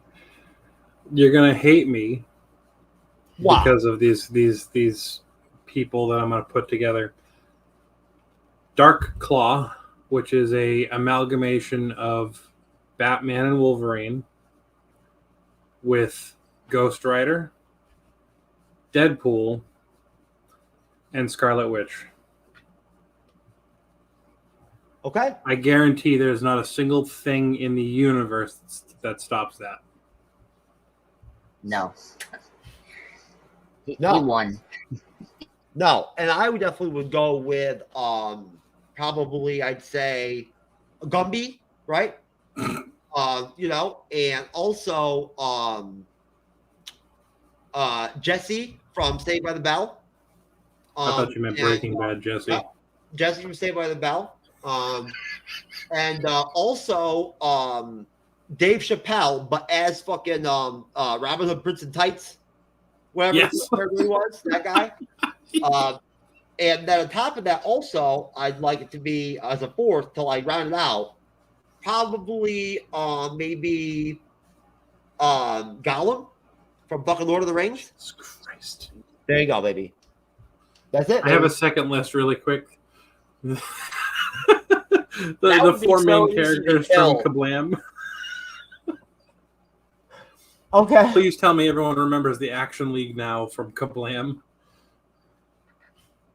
No, I have no idea. Stinky Diver. What's the girl? Kendra knows what I'm talking about. Stinky Diver, Meltman. God, what's the guy's name? The nude guy, super strong, super naked. The Flesh, and I cannot remember the girl's name, but it's this old Nickelodeon show where it was stop motion with like action figures. Look up Action League now. You will not regret it. I remember that show when I was a kid. I know what you're talking about. Yeah. It's just ridiculous. Sorry, you made me think about it with your ridiculous combination starting with Gumby. That's okay, I get it. So basically, you want Hannah Montana in that bitch. I understand. No, Hannah Montana ain't got shit on the Flash. Okay. Either way. Now, big question here. Cyberneticshark, my friend. Were you surprised? Were you fucking shocked when Fury's wife turned out to be with Gravik at the end? No. Okay, good answer. I was like not it. surprised in the least bit. Well, Not the sir, least bit. I mean, feel from the free to get-go, I mean, the Yeah, fact sure. that he knew she was a Skrull, I mean, there right there was like, and then the kind of the body language at the beginning, that first conversation they have, and she's like, well, I had to do the things I had to do, and she took that phone call, and like, I don't have information on that, you know, and he's like, who was that? And she's like, nothing. That to me just was like, she's not, there's something going on here. So yeah, I was not shocked at all, because you kind of felt like it was, she was working with Gravik. And I'm still just going to throw it out there. She might be Gravik's mother. Just going to throw it out there.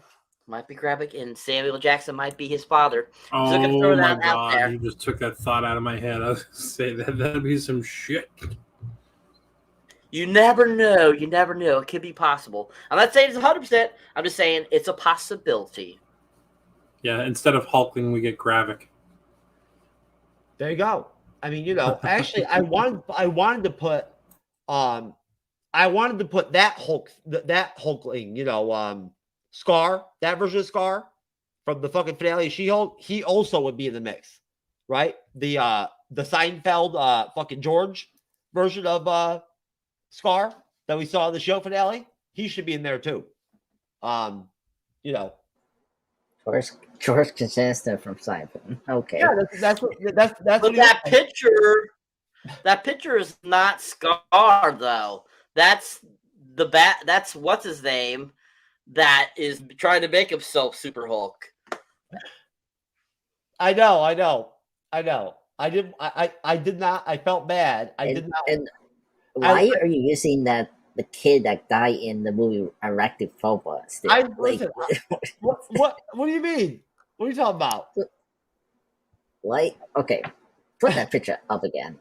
Okay, so you have the Hulk sphere, and then you have She-Hulk episode 7. and you have Jeff Daniels trying to help a kid who got poisoned by a Argentinian spider. He was killed by episode 7 of She-Hulk.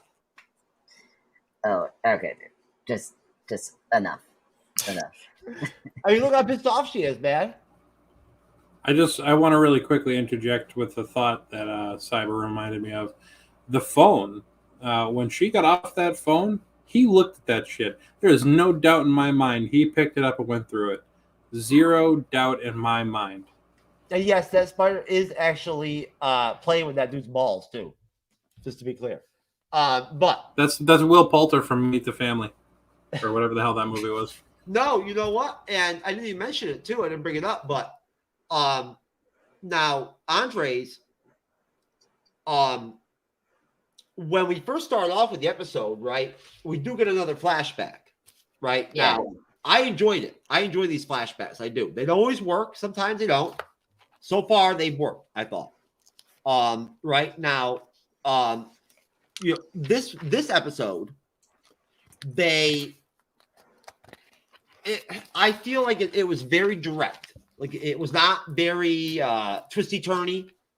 It was very straightforward, right? Like, and I liked it. I liked the energy of it and the pace of it. I really liked it. I felt like it was a good contrast for episode 1 and 2. It did. But it still was a slow burn. It wasn't just a full blown fucking, like tweak out type shit, episode. But still though, what did you think, Andre? Do you feel like they've done a great job in terms of using the flashbacks and tying in,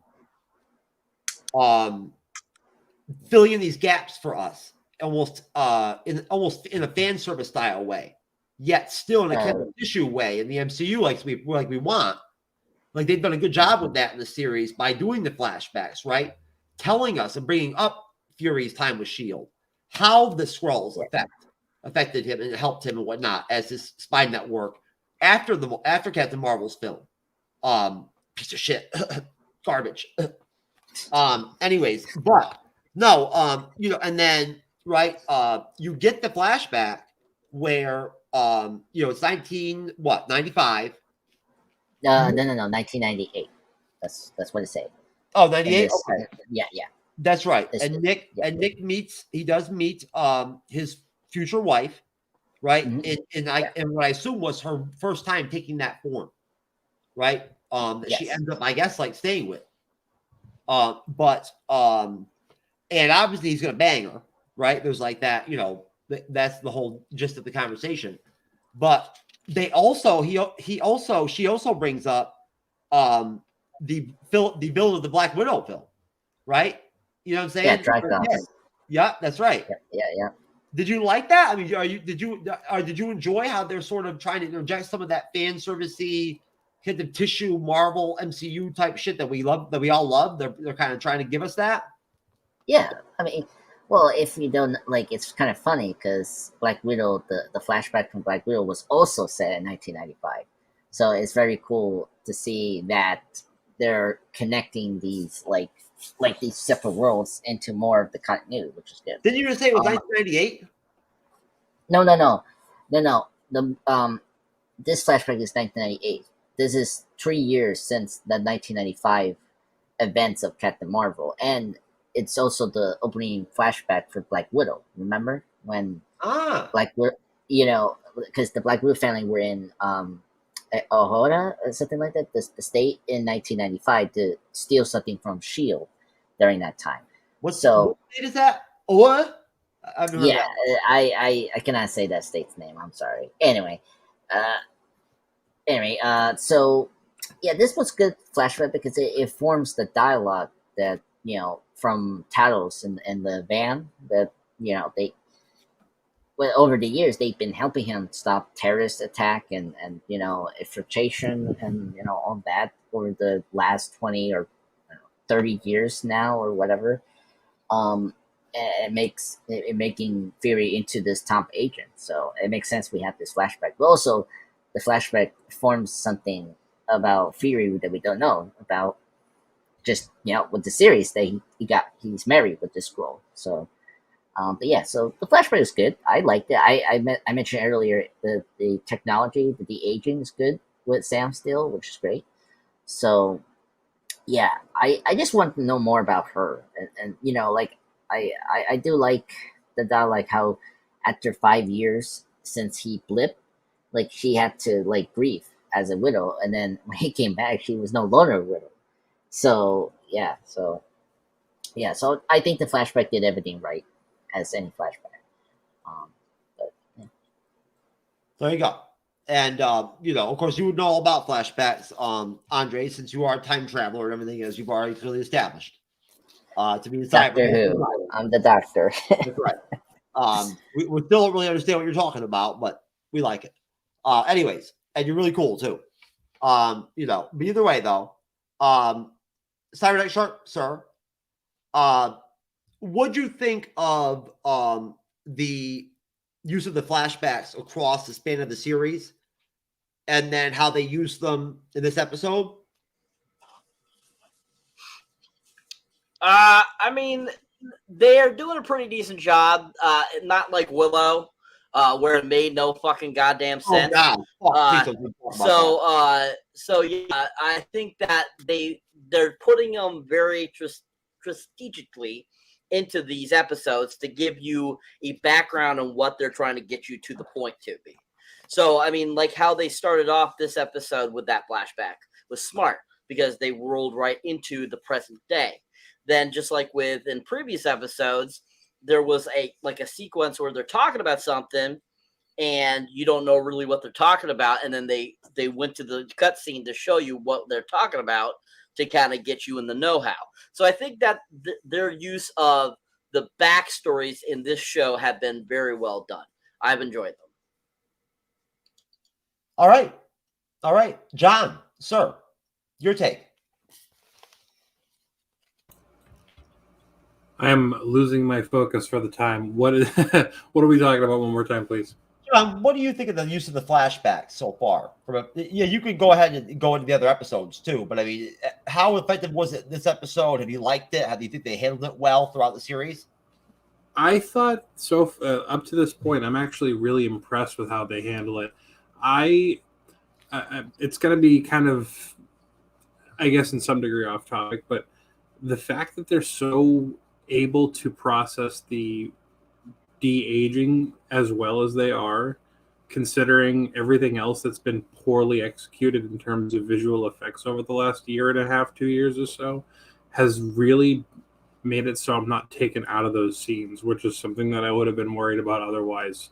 A lot of people have to really throw out there how bad the visual effects have been and how much it takes them out of episodes and some movies even. And in this case, the flashbacks are so seamless that it's not even almost a thought, which I appreciate a lot. As far as their inclusivity and how they're used, I feel like the one with the wife was kind of redundant. It didn't seem relevant entirely. Like, you could have just as easily used context from a conversation they had about the past versus making that scene a thing. Not that I don't appreciate it, because I do like to see it, but overuse can be a thing too. Some of these episodes, 45 minutes, 54 minutes, however long they may be, almost seems kind of unnecessary to add a scene which could basically be perceived as filler. This episode particularly in that regard. But other than that, I feel like the flashbacks, like from the prior episode with when Talos and Fury meet Gravik as a kid, that was great context. That was great informative flashback scene. Stuff like that is relevant. So in some cases, yes, it's been great. In this case, specifically with the now wife, I didn't need it. But overall, I like that they keep doing it. It gives the idea that we're going to see something in the future, in the next 3 episodes, that was prevalent, that was relevant, that was necessary to be thrown back in a flashback scene. And I do appreciate that for what it is going to be. Well, honestly, John, good point. You've been really good with your contributions on these 2 review episodes you've done, man. Great job, man. Excellent. Really appreciate you. But no, Rico, if you want to redirect off of John at all, and address or just address it, in general, my main question regarding the use of the flashbacks, right? I feel like, and again, good point, John. If this is a filler episode of the series, right, then hey, man, that's dope, because other filler episodes in other series, like Moon Knight, or like fucking She-Hulk, or to the level where, like, you didn't really want to take side-eye capsules at some point during them, So, well, when it comes down to the flashbacks and Secret Invasion, I feel like they're very useful. Like, if they would have just showed Nick Fury all of a sudden has a wife, it would have left too many questions. Like, well, when did he get a wife? How long have they been together? If they would have just showed the Skrulls coming before, if they would have just showed the villains, he needed a backstory, and for Nick Fury, you don't know nothing about him, and he's the face of the MCU.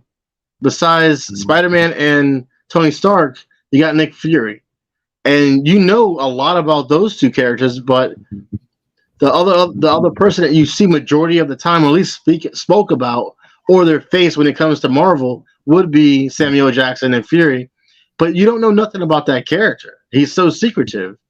So I think it did justice to who he is as his flashbacks humanizes him, I think, and it takes a little. It shines more on his character and him as an individual.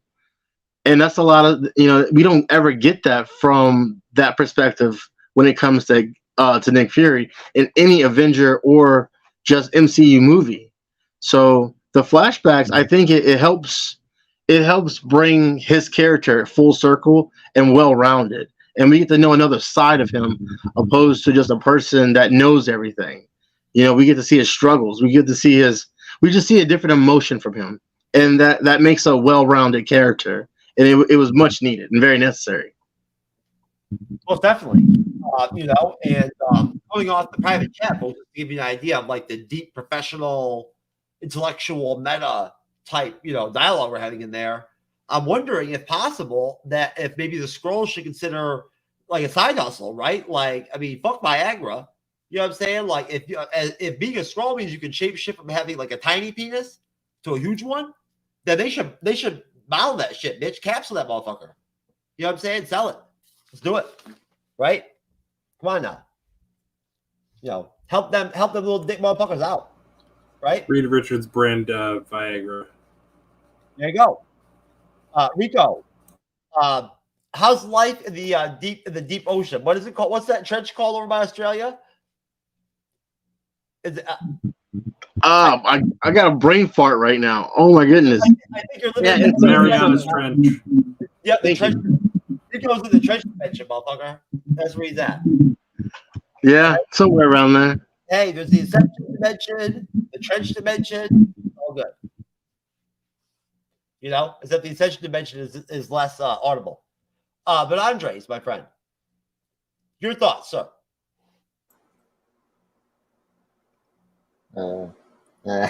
I also need remind me now what we're talking about. Wait a minute. A minute ago, you decided the fucking question, right? And like just started going on. I'm too old for this. What the fuck, You man? come up with the Skrull dick. I'm not gonna make that comment. This is Rico's first time on the show, and he smoked your ass already. Yeah, no, I have no comments. They're aliens. Well, first off, we have a comment on that in Captain Marvel.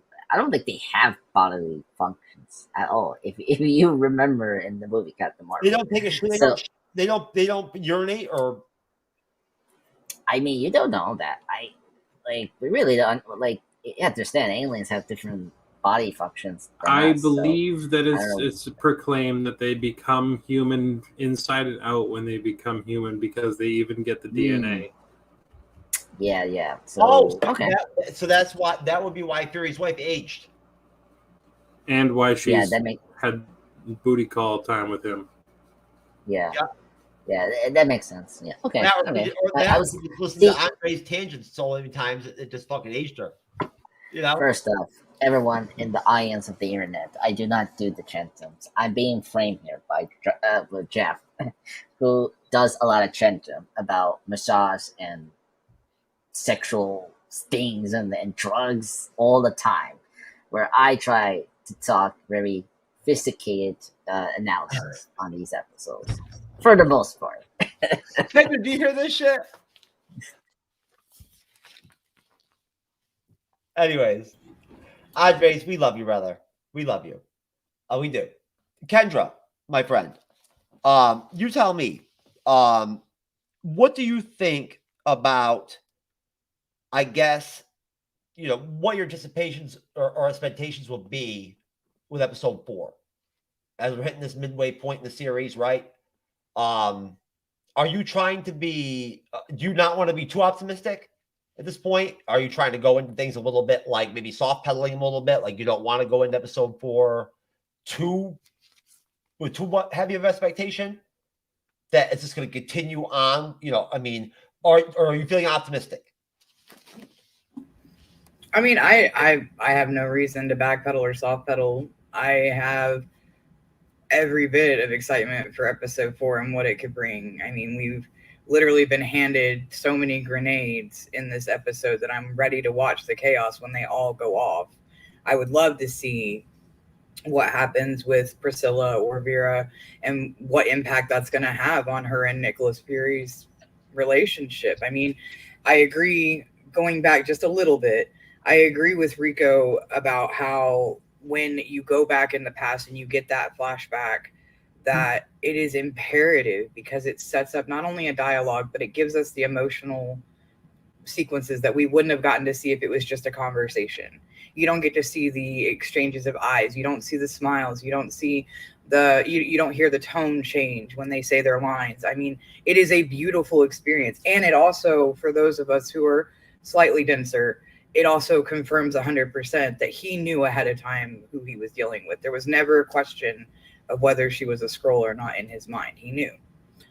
And I love that. I love that we get to see the softer side of Fury, because it isn't something that you see anywhere in any context. I mean, the man literally has no chinks in his armor until now. And it is wonderful to see them bring that wall down and to give us a more well-developed and deeper character. I do appreciate it 100%. When it comes to what's going to happen next episode, I mean, I'm fully excited. I'm excited to see what happens with Gaia. I'm excited to see what further role Sonya and her boys at MI6 are going to play and what's coming. I'm excited to see even the smallest character in this episode with Beto, and how he is literally, for our point of view, getting to see this newly brought in warrior who is going to be going to the front lines. I'm excited to see what happens to him. I don't know if they're going to go with the trope of, hey, no, I don't want to do this anymore, or hey, I don't know what I've gotten myself into, or is he going to flip the script entirely and give us somebody who's just like what Gravik thinks that he's going to be, and is going to go, you know, hardcore in this war and prove in Gravik's eyes that this is a fight. It's a purpose worth fighting for. There are so many aspects of this show that excite me as not only a comic book reader, but also somebody who loves the medium of watching them come to life. I think they've done it respectfully, even with all of the changes, like me and John have talked about, and me and Andre have talked about. Everything that you've seen in the comics is so different from what we're getting on this screen. Kendra, I'm not trying to turn you off. I want you to continue, but you're making so many good points. I just want to point out, folks, that honestly, we could probably talk about this for another 2 hours, because there's that much depth that has occurred in these last 3 episodes. Right. That there's that much to take apart and break down, really, when you think about it. And honestly, Kendra is really grateful. I'm really glad to have her. Like, not me. I was I like that. Right? You know, I forget. So, you know, thank you. But seriously, like, I'm wondering if it's possible that this is going to be one of those series where people are going to have to go back and rewatch it almost to realize the grandeur of it. I hope so. It's almost I hope so, because how can you call yourself groundbreaking and worthy of accolades and any kind of kudos if you're not something that you can't go back through and pull it apart piece by piece? That's like saying that you didn't go back and watch The Sixth Sense because you wanted to see where all of the tells were. For real. No one can tell me that. You cannot say that you didn't go back and watch it again because you were looking for all the red indicators. You can't tell me. And I think that this is going to be one of those where, depending on how the rest of these episodes go, people are absolutely going to come back and be like, why didn't I know? How couldn't I tell? For real. Didn't. For real, it's the Andor of like Disney Plus Marvel series. It literally is, and like utterly, it is like for adults almost, right? Like, I don't know that like my son at 13 would really grasp the depths or like the gravity or the nuances, right, displayed throughout these episodes, right? And it goes beyond just pure entertainment. It goes beyond the essence of the actual production of the series itself, which to me is pivotal. It's why I picked Miss Marvel last year as my #1 Disney Plus series. It was the most well-produced Disney Plus Marvel series that was done last year overall. The acting was good. It was shot well. The music was great. You know what I'm saying? The directing was awesome. The energy from episode to episode flowed. The finale was good. I mean, there you go. Now, Cyberneticshark, bouncing off Kendra, I know you're enjoying the series. Do you feel like this is going to be one where maybe some people are not going to realize the depth of how good this series is until maybe later on?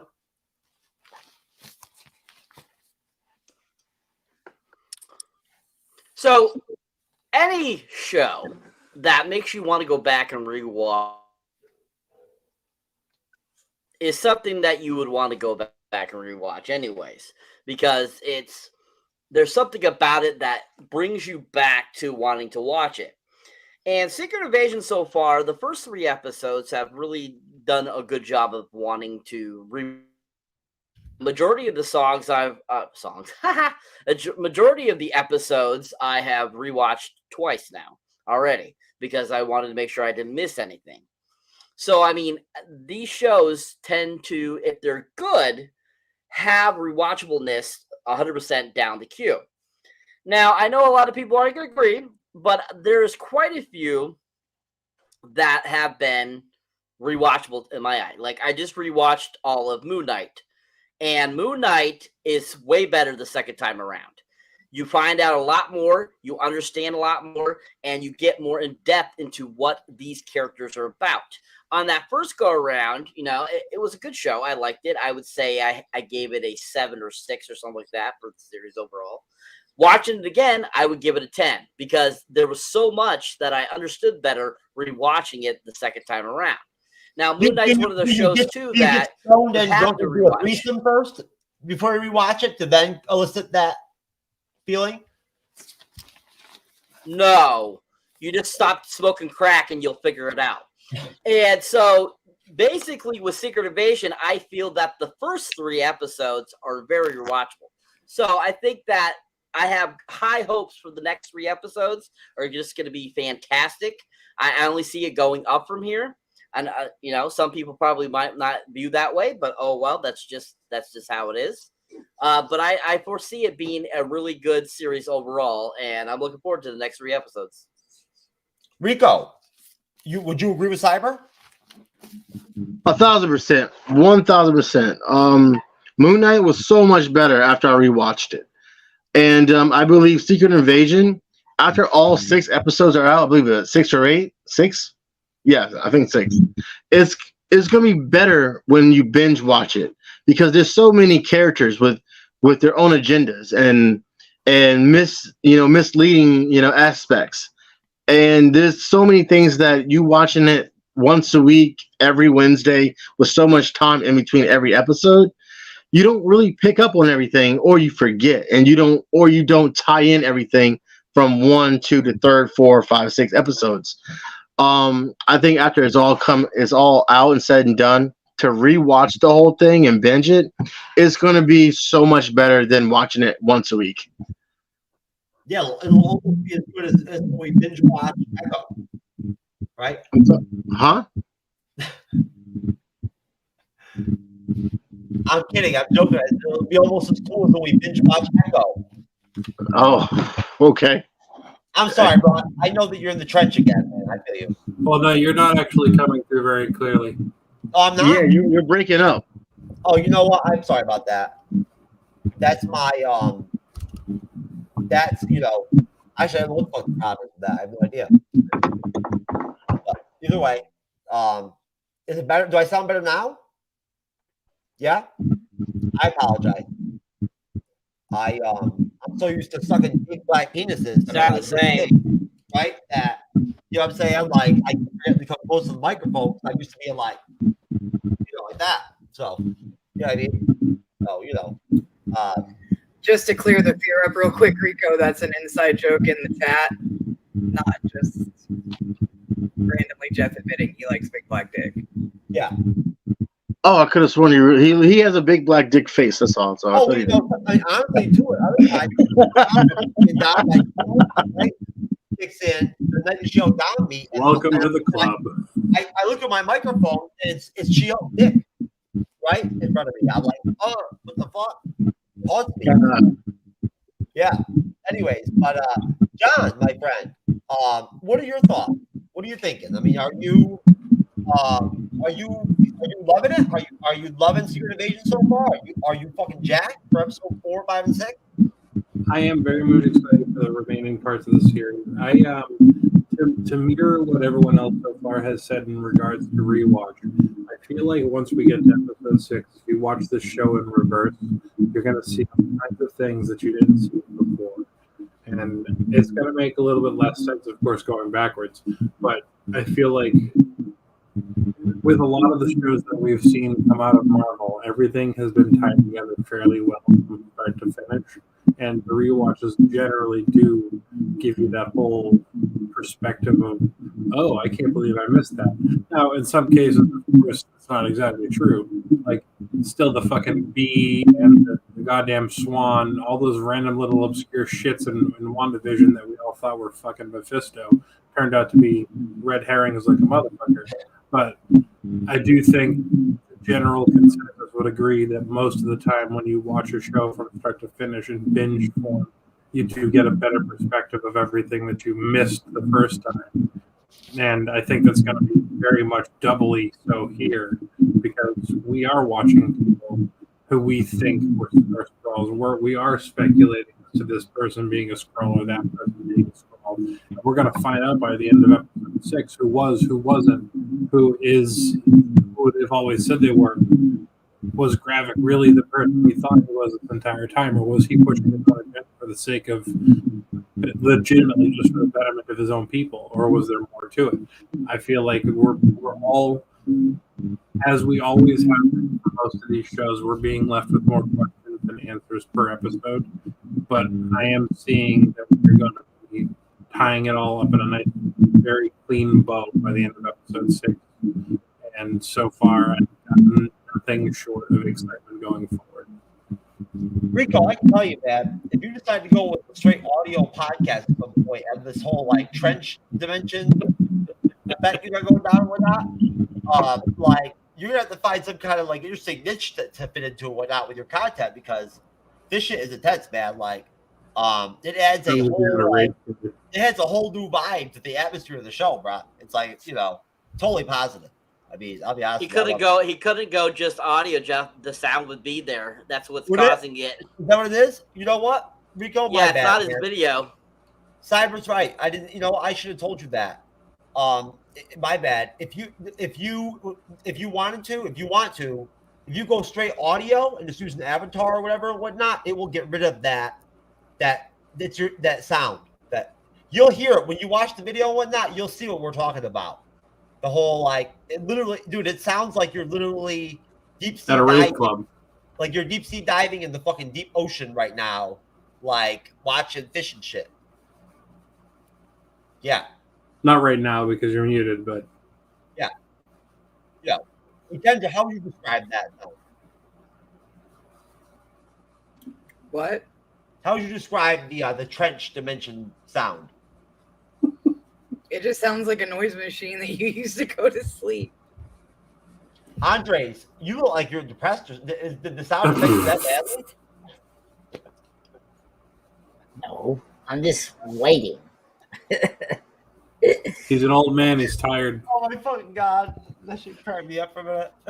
I'm waiting patiently. That's all I'm doing. Because he is from the 50s, you know. You look like you're about to cry, bro. There, I swear, it was funny as shit. Anyways, Nico, I'm just busting your balls, man. You're good, dude. I don't care if you're Aquaman, right? Like, you know, and you don't want nobody to know. We won't tell nobody your secret identity. You're good. Anyways, bro. I'm good, bro. There's no worries over here, man. I know that, man. I got you.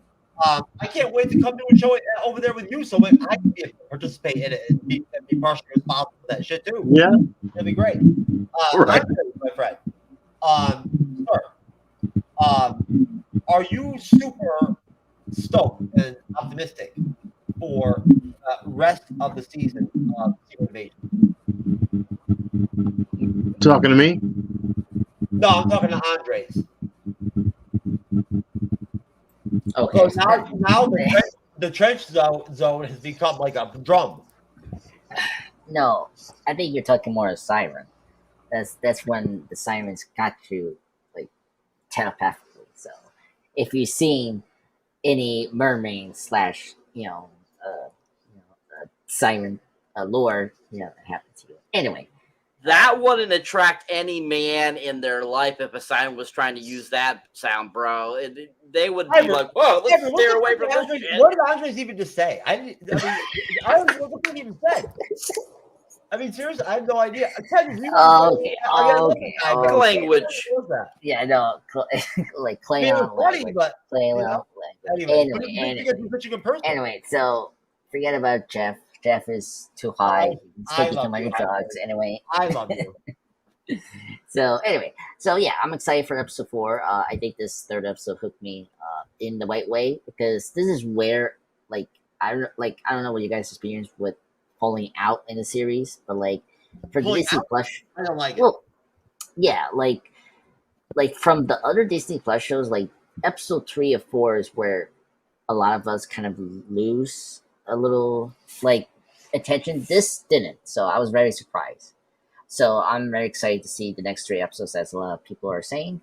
I just hope they keep the pace going and give us like a be consistent quality. That's all I'm asking, because that's been the major problem with the Disney Plus shows. It's like towards the end, it's like they lost no money. Like it's very cheap. So I hope they can land the landing for this series finale. Well, honestly, Andre, if they just would have had you narrate them, right? The episodes, they all would have been epic. Oh my god! That'd be cool. Like I don't. Oh my god! Just like what is it? I think Cyber fell the fuck out. I think he did. Anthony Hopkins narrating like how he did How the Grinch I Stole Christmas. Andre, you're a trip, man. I love you to death, man. You're a good guy. You are a warrior, brother. You are a Catholic Christian warrior. Rico, my friend. Tell me, look, I mean, we're phase 5, right? And Guardian, I believe, did bring back the real tangible injection of enthusiasm again. Like something for people in the fandom again. I need you to repeat everything you just said, man. You can't hear me? Well, you're breaking up. I'm breaking up? Yes. Now you're not, but you were. Okay. Hold on. All right. That's weird. Okay. Okay. You hear me now? Perfect. All right. So now, I feel like Guardians, word of mouth in general, brought us, really finally, kind of brought people in the fandom that phase 4 really turned them off. The Guardians gave them something tangible. You can't hear me? Are you talking about Guardians of the Galaxy? Yeah. Yeah. I usually don't have any problems. Cyber, can you hear me? Yes. I don't understand. I never had problems with my microphone. I can hear you. Yeah, we can hear you fine. This buddy's. Okay.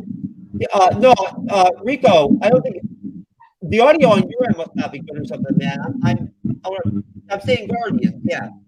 Yeah. Guardians was good. People liked it. Okay.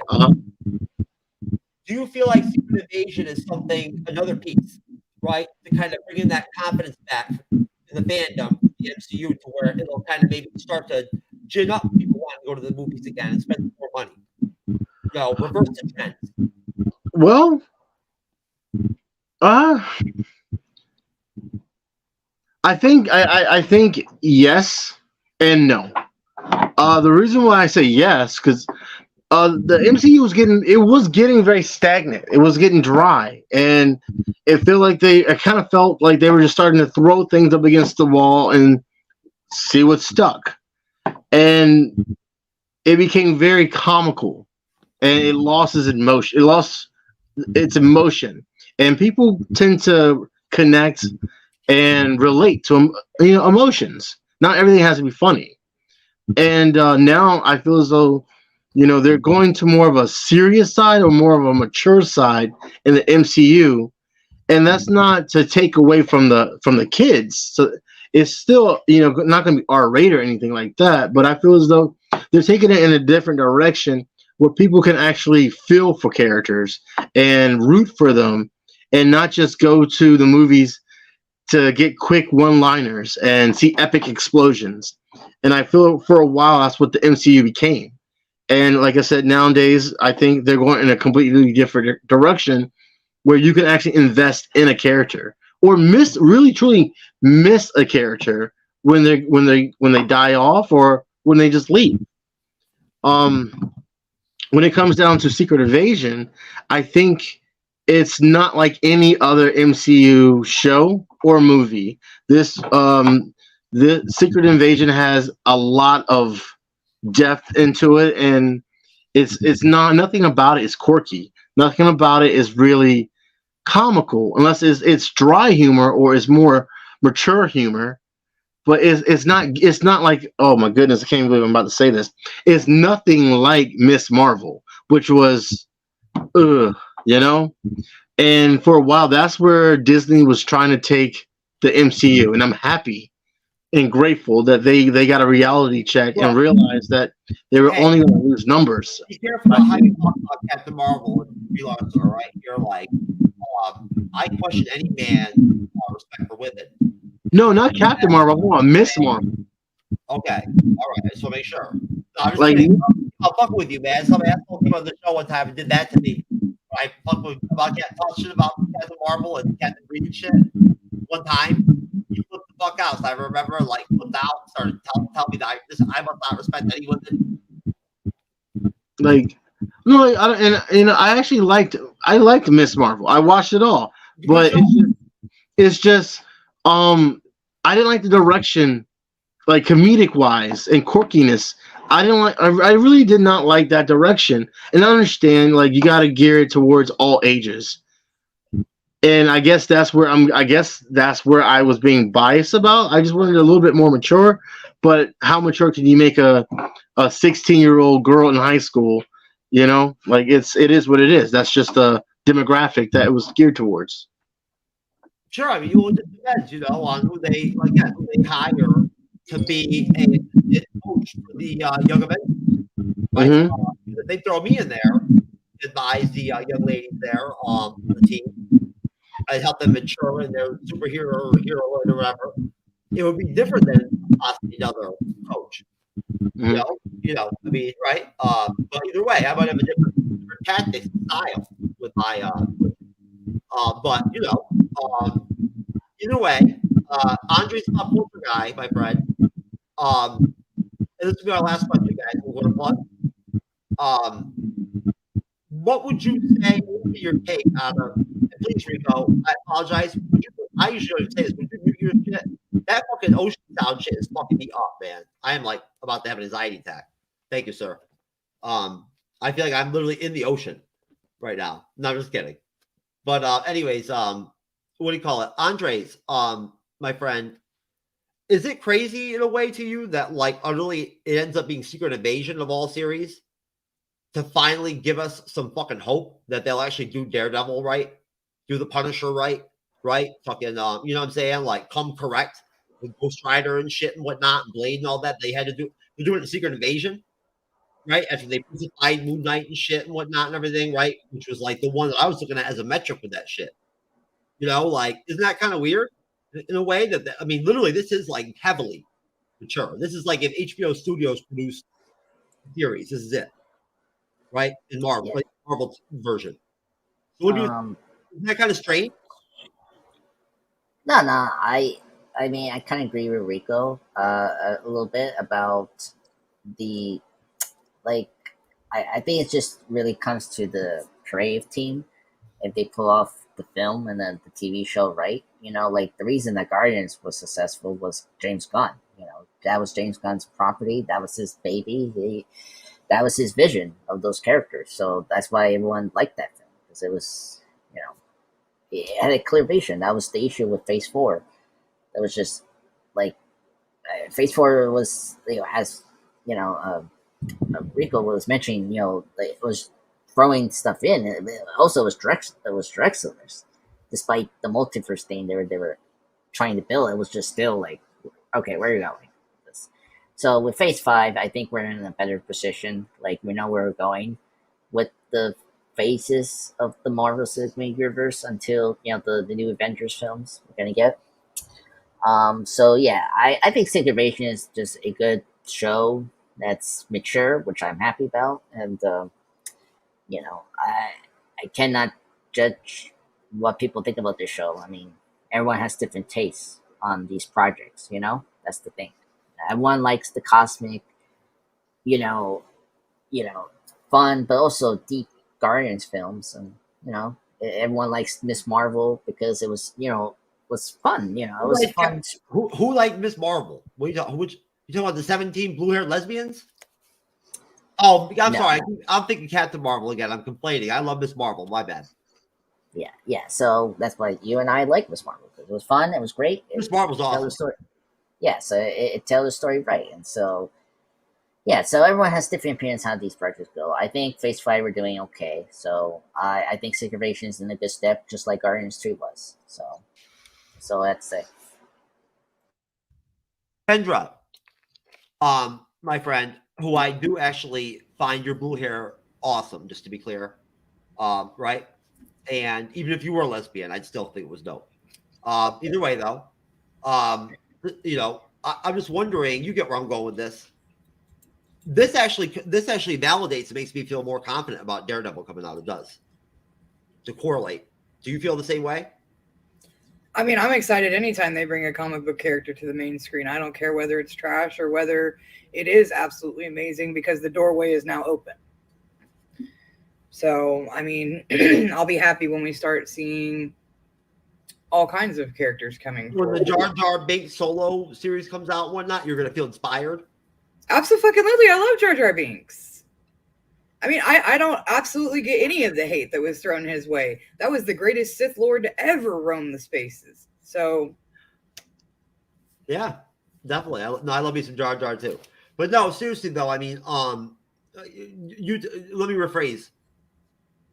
Do you feel like the shift of the tone into this adult type, more Captain America Winter Soldier / Andor type vibe, where they brought in heavy hitter actresses that are like really big, that are some of them are like actually like professionally trained, like the Coleman actress, right?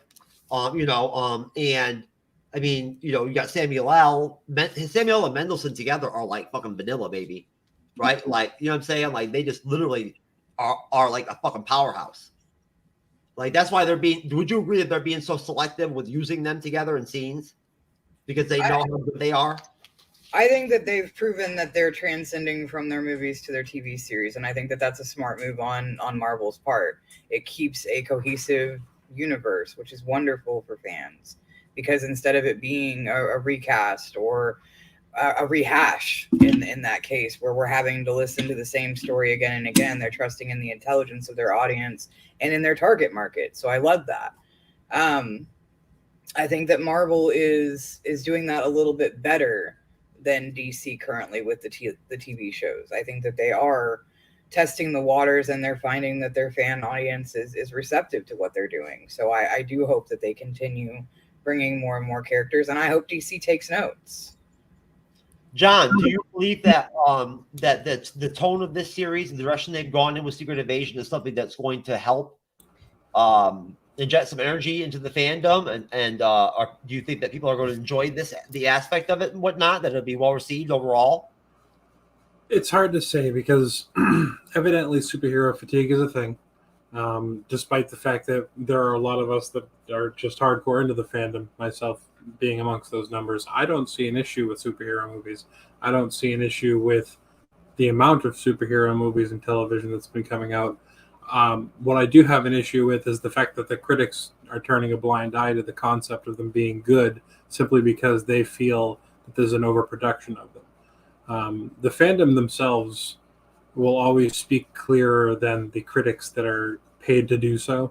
And that's why I'll never understand why the critics are the people who get to determine basically what's good and what's not, when the people, the fans, you, me, Rico, Andres, Cyber, and Kendra, all of us would be much better suited, even as non-professionals, to give a better less biased opinion of these television shows and movies that could give the concept of what we feel as a whole for what has been, what is now, and what is coming.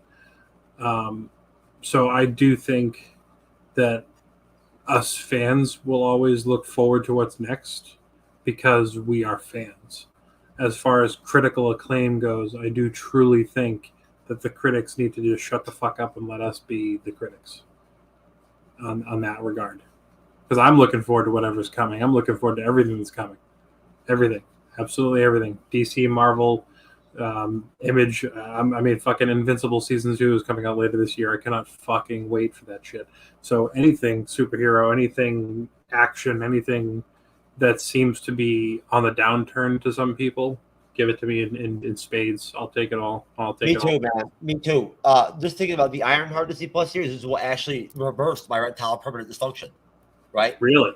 Yeah. That hasn't even come out yet. I know. I mean, I'm just so inspired by the thought of it that it like revived. Impressive. Yeah, I like to pick it up what John said before. Like there's no superhero fatigue. It's just, with this year, I think people there's just common sense. If you're making a bad superhero movie, then don't go. If you give us a good and great superhero film like Guardians Volume 3 and Across the Spider-Verse, we're gonna go. I don't believe this stupid crap superhero fatigue. Everyone always compares this to the worstness, and it's like we still get the worstness still. It's just they're not in high volume like they were in the 50s. And with superhero products, we're still gonna get them. It's just that it's either they'll be good or bad. So just get used to it. That's right, Andres. Whatever you say, brother, I believe you. I do. You're right. I'm just messing with you, Matt. You're the best. Can't wait to review episode 4 of Dead City with you on Monday, man. It'll be fun. Yep. Cyberneticshark, my friend. What for you? What does Secret Invasion do for you in terms of your feelings towards Phase 5 and the future of the MCU, and how do you think it'll be received?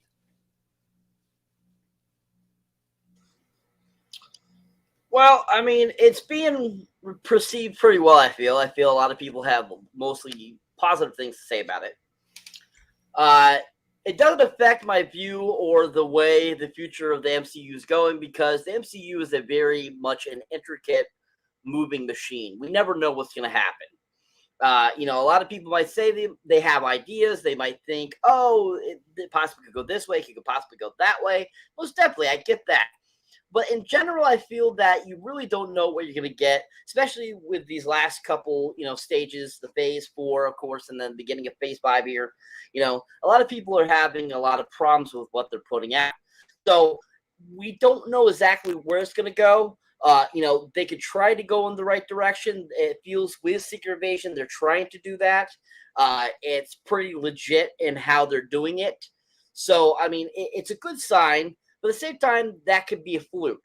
And then the next thing could be horrible. I mean, the next movie we got coming out is The Marvels. That could be a complete shit show. Who knows? So, you never know. So it's always it's like a timepiece. The little intricate things moving inside the timepiece to make it move is basically how I feel the MCU is going forward right now. And you just don't know what it's going to do. So all you can do is really have high hopes, and hopefully it goes in the right direction, but you never know what it's going to do. Yeah, the Marvels is definitely going to be a shit show times 7, without question. I mean, honestly, the only thing that will even make it worth not killing yourself during it will be Miss Marvel, right? And Monica Rambeau. Besides that, it'll be like, oh fuck, kill me. You'll beg for death, if not for that being in the film. Literally. Okay. Let's see. We need to wait and see the film. If it's good, it's good. If it's not, it's not. If it's any reflection, if the teaser trailer is any reflection of what the film's going to be like, then fuck, man. I mean, I'll put a paper bag over my head before I go in. Yeah, what movie? We thought Ant-Man 3 was going to be great with his trailer, but it didn't. So with that teaser that Marvel got was okay. It doesn't mean that the Marvels is going to be horrible, with this teaser trailer. So The Marvels is going to be like a film version of MODOK, right? Just imagine that. You feel me? Please no. I'll take please MODOK any day. Oh no. I'll take Wesley Snipes' blade anytime. Let's get some tattoos of MODOK. Yeah, and why?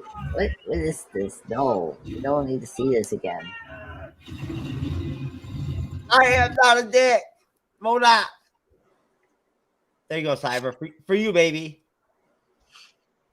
See, what people mostly had a problem with is the fact that, they gave him Darren Chris's face.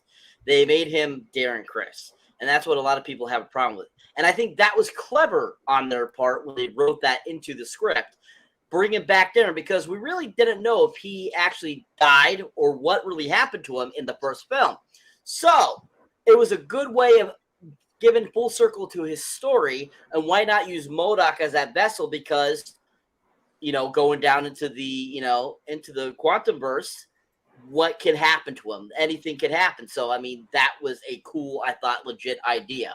So, it's not exactly the MODOK everyone wanted, but it still wasn't horrible. It was really fun. It was just stupidly fun. Cyber, honestly, brother, I have to disagree for once. And for once, for once, I don't agree with you. No.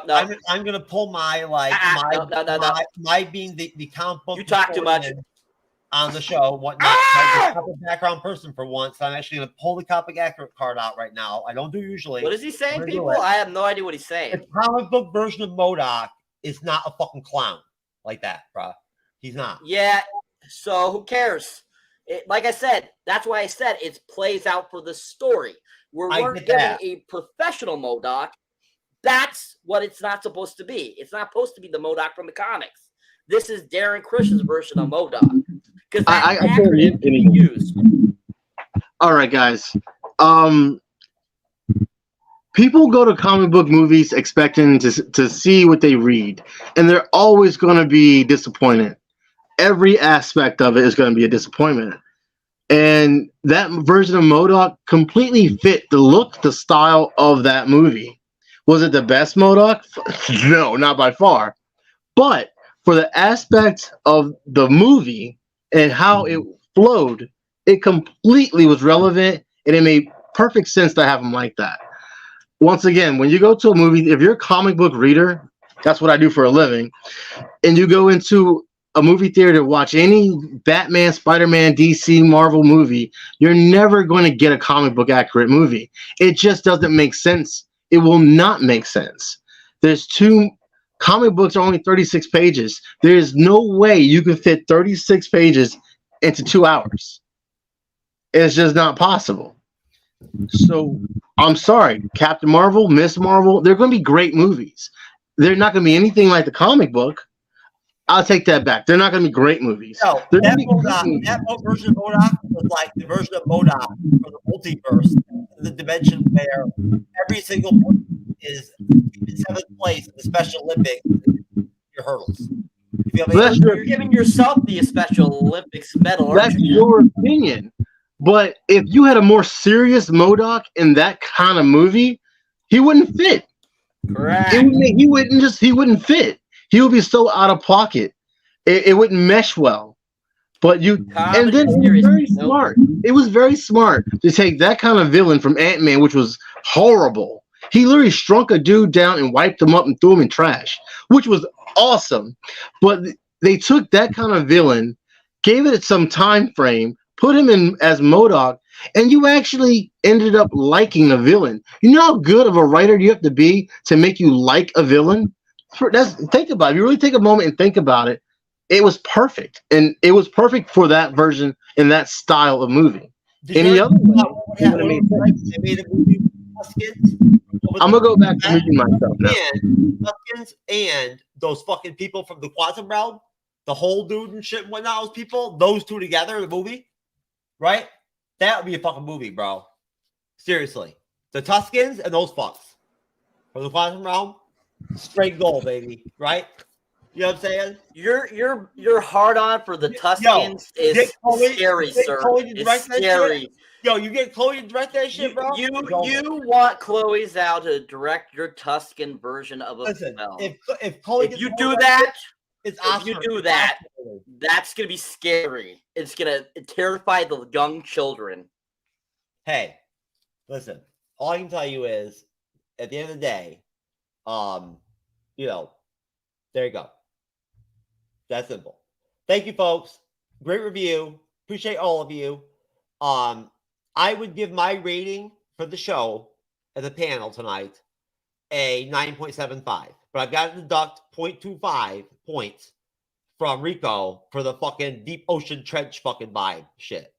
All right, I'm sorry. You know what I'm saying? Rico, dude, you fetched the whole fucking game, the whole squad. Right? Oh. Cool. Okay. All right. So next time, next show, all right, I want you to have a snorkeler on. Right? And a fucking Have a snorkel. All right. All right. Cool. Got you. And a swimsuit. All right, perfect. No, I'm gonna try and help you out with your audio, bro. Don't worry. I will literally cross the oceans and shit. Make sure that you do not come back on the show with that audio again. All right, I promise. Anyways, folks, thank you very much, everyone on the panel. Kendra, especially since you're so wonderful and have blue hair, right? It's dope as fuck. I happen to love blue hair. I even dyed my hair blue at one point, right? Back when I was 13 years old. You know, it was fabulous. And I painted my nails back then too. Cyberneticshark, my friend, great job on the panel. You know, I think that you painted your nails. Yeah, man. I told you before I used to be like a punker or like a freak kid Don't you judge? I did it too. Yeah, my nails were black. Before I became a jock and shit and whatnot, and like I started playing varsity sports at 13 and 8th grade and shit. Like I literally hung out with like the freaks, the punk kids and shit. Right? Okay. I wore a big fucking chain. No, it's not as uncommon as you might think, Cyber. Yeah, I wore Nirvana shirts and fucking. I know it's not uncommon, but it doesn't make it right. I cried when Kurt Cobain died. There you go, baby. Love me to Nirvana. Lake of Fire, bitch. Anyways, the MTV Unplugged Nirvana is fucking dope. Seriously. Anyways, folks, really appreciate all of you out there that hopefully we enjoyed the review. I hope you enjoyed Rico's fucking trench dimension sound too. Please feel free to give us a rating on that. And please, folks, and give a rating on Jeff's crack addiction. That's right. Hey, I promise you, I will literally get a $500 Amazon gift card and a $200 4-hand erotic massage parlor gift card to any fan that shows up at Rico's shop, Reflection Comics, and is from another state, right? And comes that far, right? Just to fucking claim the prize and meet Rico and buy some comics and shit. I got your back, Rico. Appreciate you, man. Reflection Comics in Punta Gorda, Florida. Hell yeah. Hey, wait till we do a show over there, man. I'm going to be in costume and shit and all drunk and shit. It'd be awesome. Anyway, I promise I will. Andre, my friend, appreciate you. Ken, appreciate you. John, thank you. Cyberneticshark, love you. Let's do some plugs. Kendra, my friend, did you inject something into did you throw me a link or something for some? No, you didn't. Yes, I did. You did? Where's it at? Oh, there it is. You break out the Indiana. How dare. I got you. I'm sorry. Yes, I did. I apologize. Bless your heart tonight. Lord have mercy. And see, you know what? It's the effects of the trench dimension. No, it actually sounds like an ultrasound machine. I'm wondering who's pregnant. Oh, it's me. Oh, John, congrats. Yeah, I got a food baby. It's about 9 months. Okay. I think you need that checked out, love bug. Are you also an 8-year-old girl? No, I'm a 75-year-old preteen. Lord. Kendra, my friend, please describe and explain all the wonderful things you do out there in the world. All right, so we're going with Twitter. So my Twitter is really where I load all of the reviews that I do for Dark Knight News. DC Comics news, Fantastic Universes, and any short stories that I do as a writer for Ladies of Horror. So anything on Twitter is going to be the latest reviews for the comics that are coming up. I am the main reviewer for Dark Knight News for anything and everything Harley, including the bigger, redder, and deader that's coming up. Right now we're doing Night Terrors. I am working on the Joker and on Zatanna's reviews as we speak. So Twitter is really the best place to find me. I can also be found on Facebook, on Instagram, any of the lovely social medias. And of course, I'm always free to say hello. So this will probably be the best place to see any of the new reviews or to just say hi. There you go. You heard her. Just say hi. And, do it Moda style too. Right? Because we appreciate that. Yes. In Jeff's voice, say I'm not a dick. Perfect. Yes. Yes. And here you go, Kendra. I got your back, my friend. Look at that. That's my newest one. That is Harley Quinn 31. Absolute choice. I actually bought that cover as soon as I saw the artwork. Excellent. See? Wow. There, I rebounded. That was I redeemed myself. Excellent. I'm proud of you. Thank you. I appreciate that, Kendra. That means a lot. It really does. Thank you. You're now, John, my friend. Yeah. How would you? Oh, you sent me a link too, didn't you? Yeah, I sent you a link tree to everything. Oh, I got you. It's right there. Thank you. I apologize that I cannot get a mouse to work with my fucking MacBook Pro, my brand new one. I cannot use a mouse. So I tried to put my MacBook in my Bacta tank. It didn't work. Yes, so it's very generic, but my link tree will link you to basically everything that you can listen to my show on. It also links you to my Facebook page, my Instagram, my Twitter. There's a link to actually drop trivia questions for me. I've been trying to get people to leave me trivia questions so I can kind of like if you're a travel agency advertising trips to the trench dimension, this is how it looks. Yeah, exactly. Red on top and blue down below. Perfect. Yeah. But yeah, you can find my show pretty much anywhere. Don't bother with Stitcher because it's dead now. It's going to be disappearing from the airwaves very soon. But yeah, Spotify, Apple, Amazon, Google, pretty much anywhere you can get podcasts. Basically, as everybody except for Rico would know, my show, I take my guests' 5 favorite movies. I select one at random. I put together some trivia questions, and I take a scene from that movie. I omit some words, and then my guest gets the lovely surprise of finding out once I hit the record button what words they're going to replace and what movie they're going to do. And then they get to suffer as we go through the 10 questions that they're never going to get all correct because I'm such a good sleuth. And then they get to find out what scene they destroyed from that movie that they love so much by actually talking the scene out. It's really a good time. I don't suspect anybody that hasn't listened would be missing out on anything short of the laugh of their life, or at least of the day, if they check my show out. And for those who have been on, they know very well that it's a fucking great time. Wow. Kendra in line to give me her movies very soon. I'm waiting for her list. I'm only coming on if I can have Andres with me and also borrow the trench sound from Rico. You just got to use Rico's laptop. Rico, my friend. Hey, brother. Actually, I'm using my phone. That's probably the problem. Well, that's exactly what it is. You're charging it, aren't you? Oh, yeah, no.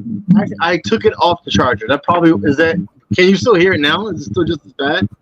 It's pretty bad still, yeah. Yeah, honestly, earlier this evening and whatnot, when we first got together, the two of us, it wasn't there. Honestly, remember, it wasn't there. I thought it was the AC unit. So when I got up, I turned it off. You said it got better, and then here we are again, still just as bad. Kendra, but we're gonna figure it out. I've already done one. Huh? Oh, Kendra.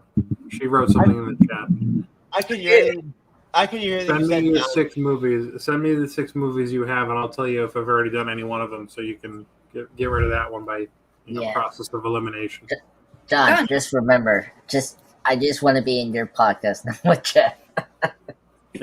Oh, It'll be going too far. Andres, you motherfucker, man. You are such an Everybody asshole. gets a solo run, but there's also an opportunity for crossovers. You know what, Andres? I'm going to be crying inside now after the show. Oh, I'm joking. I'll be crying inside and shit and everything. It's going to be bad. If you look in the private chat, he said he's absolutely not joking. You know what? That's okay. It's okay. I'm not surprised that Andres would be like an absolute like that. He didn't say that. Yeah, I didn't say that. So anyway, let's be friends, folks. Let's be friends, not enemies. So here's my channel, Andreas Pop Culture Channels Presents. I just recently uploaded my 5th and last part comic read series on Star Trek versus Transformers. Highly recommend reading that comic series from I think WI Entertainment Company. Oh my god, now I'm losing. I can't remember now. I'm a bit busy. Sorry, folks. But anyway, I already posted yesterday the Too Fast, Too Furious 20th anniversary talk with my co-host Will. Check that out. Fun movie. If you haven't seen that movie, it's a fun sequel for the original Fast and the Furious. But yeah, that's it. And I'm up to 779 subscribers. Thank you so much, MCU Bleeding Edge. I really appreciate your guys' support and everything. And was always happy to come here in the show. It's always been a pleasure. It's been one of my favorite moments of this year, just being part of this group. So yeah, thank you so much. And I love this review of Secret Invasion. It's my favorite. Excellent, Andres. And you know what? You being a part of it is awesome. The best, man. Most definitely. Cyberneticshark, my friend. I will pull you up next if you don't mind. Yes. Cyberneticshark, of course, is a veteran content creator, a veteran YouTuber, a really good friend of mine, and an aspiring, massage parlor, real estate broker type. He's going to get in the game with the massage parlors. Going to try to go for Korean. Yes. I think we should go with a massage parlor like with Skrulls instead of the Asians. Personally, well, Skrulls are fake, so you can't use them. Well, the Skrulls would actually be perfect because they could be anybody. Yeah. Okay. If you say so. Anyways, folks out there in great YouTube land, if you haven't checked out my solo content, go find it under Cyberneticshark underneath Cyberneticshark on YouTube. You can find me on Instagram, TikTok, Facebook, pretty much any social, Twitter, all that good stuff. And as you can see, my most recent video is the Expendables 4 trailer reaction, so definitely check that out. As you can see, for some reason, I guess people like to keep me and Andres 100 subscribers apart for some odd reason. I feel every time we come on, we're exactly 100 subscribers apart. So I'm at 679, he's at 779, so it's just the weirdest thing. But as we always say, try to get us up to that 1,000 mark, people. If you have not subscribed, definitely go subscribe. And like Jeff has been saying, he will be throwing out some gift cards to those people to help us get to that crazy 1,000 mark. That's right. And as always, you'll be seeing more videos up. I'll be having a couple more trailer reactions up. I'll be having my Indiana Jones and the Dial of Destiny review up soon as well. So keep your eyes up with that. You'll be seeing more shorts of Mission Impossible films as we get closer to Mission Impossible 7 or Dead Reckoning Part 1. So keep your eyes up for that. And just keep on plugging, keep on watching, keep on subscribing. And let's get me and Andres to that magic number so that we can, make a little something while we're doing this. That's right, baby. Yes, please help us both. That's right. You know what I'm saying? You got to be down with all that. You got to be helping to get to that 1,000 sub mark. Now, I'm going to do my post quick before I go to Rico. This week for my plugs, I've actually got a company that's been very helpful to me right?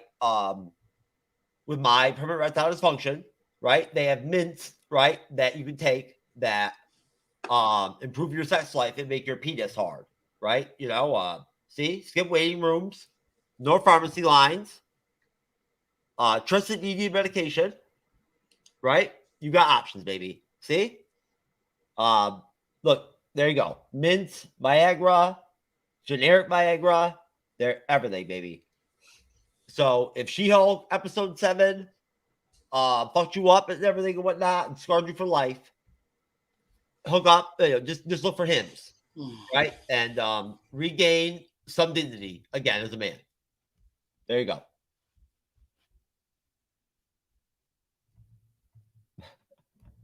Now, Rico, how do you top that, bitch? What's up? I just want to say follow me on all forms of social media, from Facebook, TikTok, Instagram, Twitter, and I obviously have a YouTube channel. It's all under Reflection Comics, and I have no dysfunction with my erectile. And yeah, come check me out. Come check me out. I'm sorry. That's good for you, man. You got rubber like you got that shit. I don't. That's fine. Yeah. Okay. Once again, just come check me out. You can find me on all forms of social media. Okay, man. Hey, we appreciate you, bro. Appreciate you, man. I can't wait to come fucking hang out with you, dude. The fucking trench fucking. You gotta lay off. But all right, I'm gonna fix it. I promise. Hey, you got a thick skin motherfucker, dude. I mean, honestly, I've been hearing you hard. So. Anyways, folks, we love you. Andres, why don't you take us out for once, brother?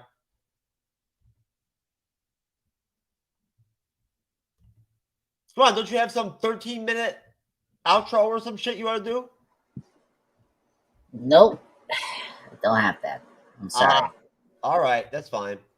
Anyways. Boo. John, you want to take us out? I mean, also want to say thank you. I also want to say thank you to you guys at Bleeding Edge for inviting me on. I should have said that a lot sooner, and I really appreciate you guys. Thank you very much. No problem. We're happy you were here. It was great. There you go, folks. You heard it. The hoes are laughing? Yep. So the audience are a bunch of hoes? Yep.